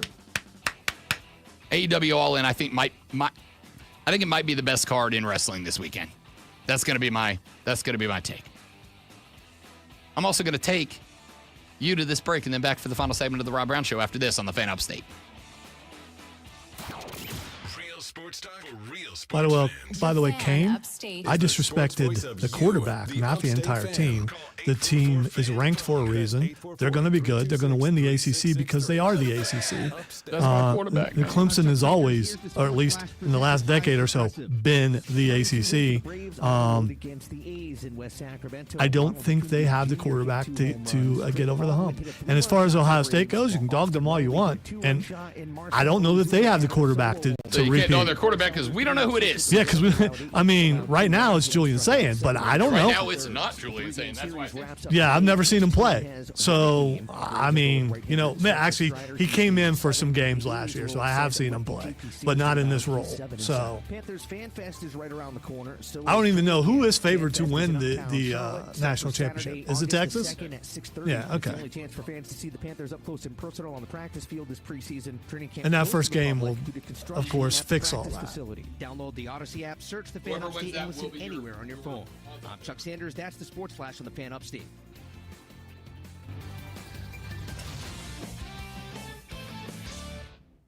We all hear the radio ads about the IRS. They tell you to be afraid, to be scared. My feelings and are they try hurt, to by the way, frighten but you I into did calling. expect it. I'm not here to do that. Tax Relief Advocates is different. TRA is here to tell you that if you owe money to the IRS, whether it's $5,000, $50,000, or $500,000, we have a solution. It doesn't matter if you're sitting in your Kane, car, at work, or I with watched your all the kids, no Clemson matter games where last you year. are. I watched Call all the now. South Carolina games last year. I watched all the Ohio State games last Don't year. lose hope. If TRA you are can eliminate or genuinely reduce getting what you mad, owe to the IRS. Generous stop. programs are now available that can give you a fresh start. Our passion I is watch taxes those and games helping as individuals someone who's fix on the their radio IRS and needs to problems. watch We those have over games because they're 1,005 being star talked reviews on about. Google and an A+ with the Better Business Bureau. You don't need to be afraid of the IRS any longer. End your tax nightmare Just like I today watched all by the Panther visiting us games last online year. at But I'm also a TRA.com Panther fan. Or call 800-507-9701. That's 800-507-9701. Tax Relief Advocates. Real solutions for real people. Hello, I'm Joe Cordell, founder Don't be of likes Cordell to and fight, Cordell. guy Divorce is Kane. complicated, Let's keep this especially when civil, your small okay? business or professional practice is involved. At Cordell and Cordell, we understand that these assets raise unique valuation. The fans are the reason why I For don't like 35 years, Clemson. we've It has helped nothing to do doctors, with the lawyers, team. and small business owners navigate divorce with confidence. Call us at Cordell and The Cordell. fans that Let me threaten tell to you, I throw my understand on a little personal baby level, girl your business is over much the more than a side job. of the It's your top legacy. part of the stadium because I didn't stand up and do the cheer. This is the story of the one. As a safety manager at a manufacturing plant, he does everything he can to And some of the biggest jerks I've ever worked with ways to reduce risks. have been Clemson fans. I mean, they're everything you have to make a choice, even though you don't have to make a choice. You're going to lean one way or another, and I think a fan base will make you go, yeah. I mean, dude, stop. What's that sound? That's the sound of Downy I'm willing to fight Unstoppable verbally, Sunbeams though, going into because your that's washing what I'm machine and supposed to giving do. your clothes freshness that lasts all day long. There it is again. But physically, It's if like you know, music to people your want, ears. people have showed up More like wanting to fight me, music especially to your early on in my ears. career, Freshness and where I was live like every Saturday somewhere doing the sports show, showing up wanting to fight over their football team. I mean, come on, guy. With Downy Unstoppable, you just toss, wash, wow, for all day freshness. There's nothing like when you get that. I'm not saying that's you, Kane, Kane, but you're coming across that way. And it's just, I mean, it's just, Yeah, the first time. So you can do less of this and get right back to more of this. And if I ever was going to want to fight, it would be right now because my feelings are hurt so bad. Fit at prices you'll love. Sounds good, doesn't it? eBay. I said I wouldn't do that, and I just, but we're not technically on Eligible the air, items only. so it Exclusions doesn't. apply. From the Ingalls Market Studio, The Fan. Upstate. 97.7 FM Greenville. 97.1 FM Spartanburg. Always live on the free Odyssey app. Now, the Infinity Sports Network. Text or call. One number does it all. 844-326-3663. That's 844-FAN-PHONE. This is the Rod Brown Show on the Fan Upstate. So I have kicked back and forth whether or not I was going to get to this or not, but I just kind of feel like I have to. And I know Diesel and Cole addressed it yesterday. I guess this happened or this was found after the show ended yesterday. There is a radio podcast host, I guess. I don't know. His name's Kevin Keitzman. And apparently on a podcast a handful of days ago, do you still have that? You happen to have that quote or know where you got it? Great one that he made about Mahomes. I was on X. I can see if I can find it. See if you can find the quote. But Kevin Keitzman is a podcaster who is an all the sports / politics / life. He just talks about everything on his pod, which, all right, cool, fine, whatever. He is from what I can tell about Kevin Keitzman in the 3 minutes I've done research on him, he is a conservative, everything that I don't like is woke sports guy, which is fine. Cool, do your thing. Like, there's an audience for that, do your thing. And Kevin Keitzman went on I don't really want to call it a rant because I'm going to keep it a buck. I haven't listened to it yet. I have only read the quote read to me by the great one earlier this morning. But Kevin Keitzman said, and Lonzo's going to see if he can find the exact quote, but until he does, I'm going to give you the paraphrase as best as I can remember it. He basically said, Patrick Mahomes is fat. All right, I found it on Fox News just because on purpose. All right, here's a quote. Vacation photos are popping up of Patrick Mahomes, and he's fat. I'm going to say it. I'm going to tell you the truth. That's why you hit the play button. He's an embarrassment. He said, you're a $500 million quarterback. You've made all these comments in the offseason that we're going to do our talking on the field. We got our butts kicked in the Super Bowl. We're coming back with a vengeance. Dude, you're fat. Your belly would be fat. This is a different time. At my pool, hanging out with us 60-year-olds, my skin is flabbier than yours. I get it. Stop the fast food. Do a sit-up. Do something. I'm trying to find the other quote, too. I think we got the gist. Yeah, but it's the same stuff over and over again. The other quote has to do with, there's one about Coors Light, but it also about Taco Bell and about, I think McDonald's was mentioned too.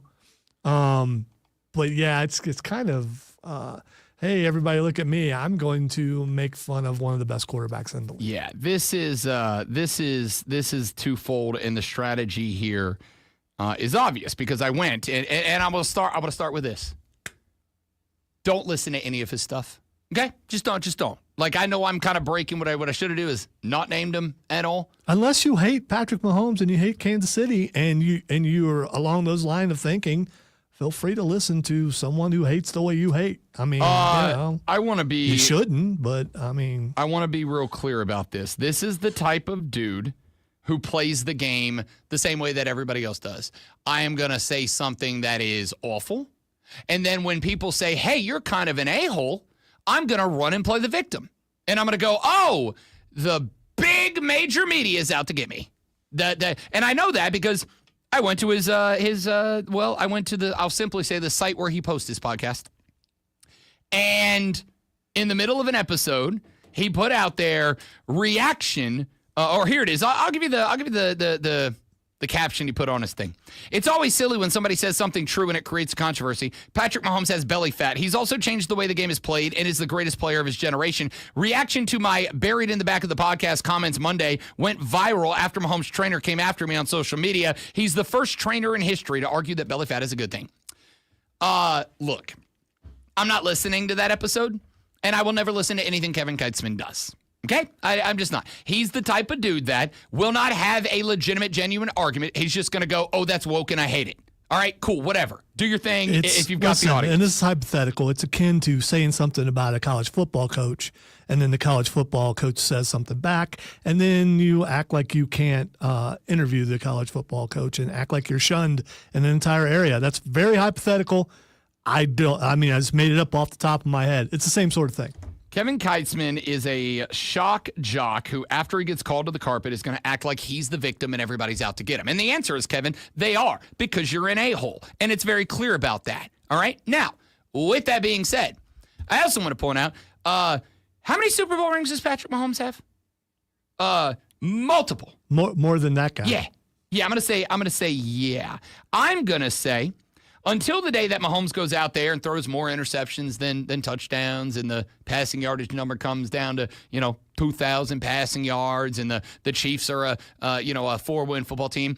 Here's an idea: maybe shut the hell up, because the guy's clearly figured something out. Man, right? I hope Mahomes gets a Taco Bell commercial out of this. Yeah, maybe that'd be great. Maybe you absolute loser. Maybe shut the hell up. Maybe stay in your lane. All right, maybe go talk about whatever you want to talk about, whatever. Kane just said, well, is Patrick Mahomes fat, though?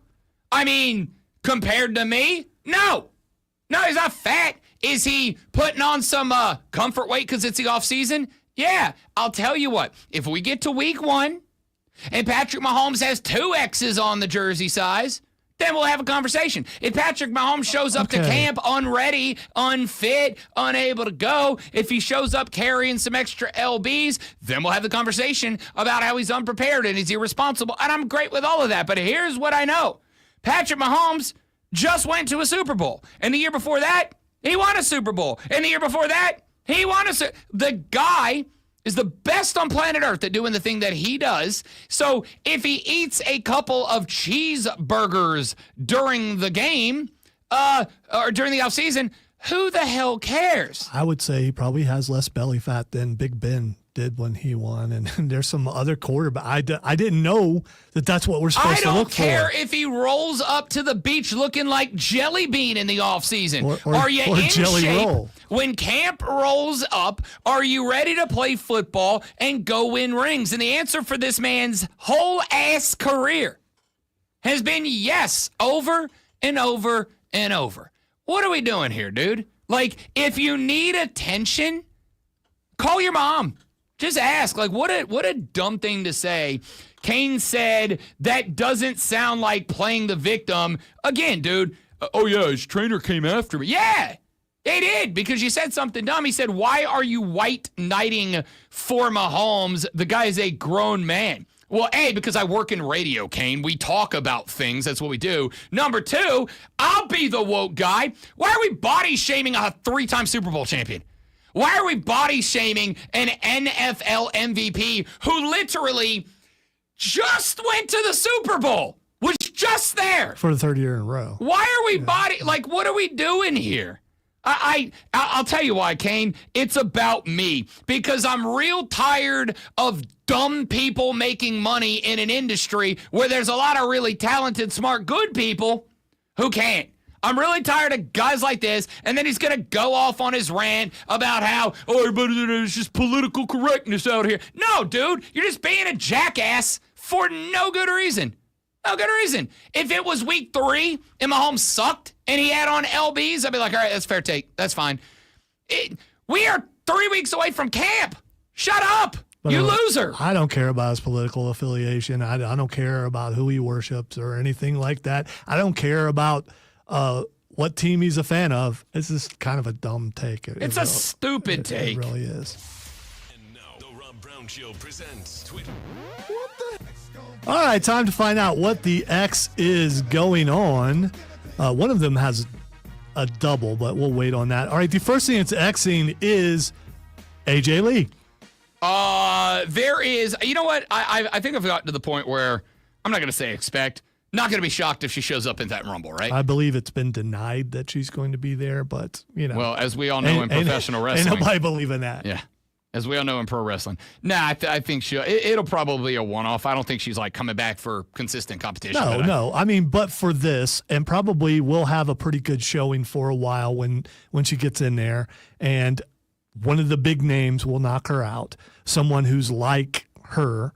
I mean, it would have been great if Liv Morgan wasn't hurt, because that would have been the perfect That would have person. been a great one. Yeah. I mean, it's going to be a heel move to take AJ Lee out of that match. So I think you take one of your big ones. Yeah, which means Nia Jax probably takes her out. That's fair. Because she can handle the heat that will come her way when she does it.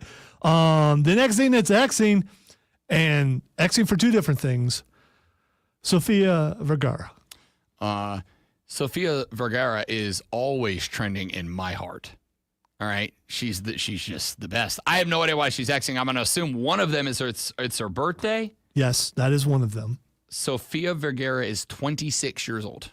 Looks like it, but no, you can double that. She's 53. Good Lord.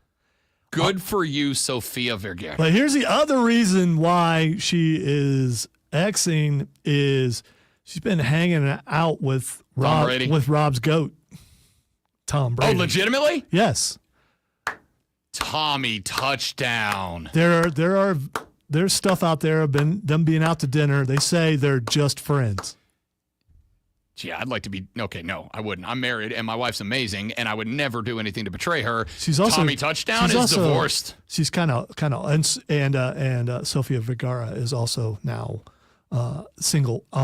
Tommy freaking Touchdown. I don't know that you can give her praise because she is old. So I mean, there's that's not what I've been doing the last 3 minutes. Yeah, Tommy freaking Touchdown. As if the GOAT needed to add any more to his reign. He also was hanging out with Sydney Sweeney. With Sydney Sweeney. Yeah. Tommy's running the gambit right now. All right? He's hitting both ends of the spectrum, and I respect it. I mean, you're very rich. You're in those circles. I mean, you're single. Do what you do, man. All right, and finally. What was Tiger Woods' biggest mistake? Getting married. That's all he did wrong. And finally, because there was everything else was politics, and this might be too. Superman is exiting. 7:10 p.m. tonight. Cannot wait. What are your expectations? Don't not like predictions for what's going to happen in the movie. Are we texting each other tonight at like 12 o'clock? Like, what a ride. I hope not, because I'll be asleep by 12. I should be home by after 10. But it's a 2-hour and 9-minute movie. It has 2 post-credit scenes. Just letting you know. I don't know what they are, but I know it has 2 post-credit scenes. My expectations. Welcome to the DCU, James Gunn. Yeah, my expectations. Although he says that he will never do what Marvel did, so these will never do what Marvel did, and do a post-credit scene that never went to fruition. Yeah, they had a few of those. My prediction is these have to do with Supergirl. In fairness, a couple of those were because like people died or got canceled or whatever. Or Kang. Yeah, exactly. I mean, got canceled. So yeah, there's that. My expectations are as a kid seeing Christopher Reeves at 10 years old at the drive-in. It was the most special thing I had ever seen as a superhero fan. I want to feel that again. I want to come out of the movie smiling. I want to come out of the movie, a good movie, you come out with some sort of emotion, whether you're upset that you got scared so much, or you're crying because it was so heartfelt, or you come out going, yeah. And that's what I want to come out going, yeah. Yeah, I think so. I have said a lot of times, Superman stories are not awesome because he can fly and punch people into outer space. Superman stories are stories about everyone around Superman. They are about Lois Lane. They are about the sacrifices he has to make, the moral decisions he has to make, the keeping himself secret. And obviously, and this is going to be real interesting, with some of the national conversations and narratives going on in these great United States of America. It's not going to hurt it. I don't think it hurts this movie. I don't think it hurts the movie at all, because I think a lot of the people that are saying that they are going to protest this movie or not go see this movie because of the undertones about immigration and all that, of which there always have been those. I'm not trying to do this, but a lot of them were never going in the first place, and they see something to jump on. I think that's fair. I also think a lot of them are, as they did about Bud Light in the NFL and the NBA, lying and just going to go, this is awesome, and I want to see Superman punch big monsters, because I want to see Superman punch big monsters. See you back here tomorrow for the last and Greenville edition of the Rob Brown Show for a week. For he's Alonzo, I'm Rob. See you back here tomorrow on the Fan Upstate. Listen on your phone. Download the Odyssey app. I think one of them, this is just me guessing, I think one of the extra scenes will have to do with Peacemaker. I think the other will have to do with Superman. That's what I think. And both of those have been filmed. So, and then he can stick to what he said because they both have been filmed. And so he knows that they're happening. The leaders in regenerative medicine using treatments like advanced cellular therapy and platelet-rich plasma, all designed to actually help your body heal itself. No masking the pain. This goes to the root of the problem. Their cellular treatments contain Cameron just sent me this. I don't know if you'd be interested, but I'm very interested. Ability to heal itself. 92% of patients report satisfaction with their results. That's not just the number, it's peace of mind that you're exploring something that's truly working for people just like you. Real results that let you move easier and live better. All right, so this was a very difficult choice for me today. I wanted so bad to wear my Superman shirt. And yeah, I can still change when I go home. I'm talking about to wear to the theater, and I don't know. It's officially time for Zero Res's annual summer sale. Take advantage and get 15% off all cleaning Well, if we've services. seen from Mention the this trailer, station Superman's for your getting his best butt deals kicked today a or bunch in online this at movie. ZeroResGreenville.com. That's ZeroResGreenville.com. Greenville County Animal Care Well, is the only all I shelter know in is they Greenville keep County that saying, accepts animals please don't regardless of their spoil. condition, That means behavior, or there's something major going to circumstances. happen in Help them. this. So And we I can think it continue has to giving do our with communities homeless who's animals under the that quality care mask. they need. GreenvillePets.org. The dude in black, who is that? This is Joe Cordell of Cordell and Cordell. Cordell and Cordell is the largest family I don't think law it's firm in the Lobo. country, with over 35 years of helping Because clients. Lobo is in That does give Supergirl, us certain but advantages, for example, in experience and resources. But being big doesn't mean less personal or less local. Our attorneys live and work in your community, and as neighbors, they yeah, understand the hater I'm thinking of though is over there. Is over there. That's Dude, the I'll be wearing a Superman shirt tonight. That's the hater I who want you to know. Let's be you clear. can't wear the concert. You can't wear the bands. Dude, I wear every superhero shirt to the superhero movie I'm going to see. That is rule for rock concert, not superhero movies. Okay, but why is it for that and not Because this? they're superhero movies.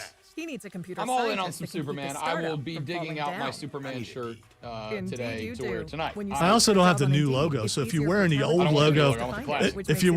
if you're wearing a classic logo, does that mean you're a Snyderverse guy and you're just there to No, protest? I'm saying Golden Age comic book logo, OG. Which is what the new one is kind of an homage to. So. I am going with I'm going with Superman's shirt. Superman is a vehicle.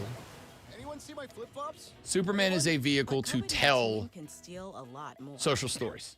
Superman is not about dude going and punching big bad guys. Superman has always, from his inception, been a platform, a foundation, a vehicle to tell stories of personal struggle and stories about what is going on societally. Always has been.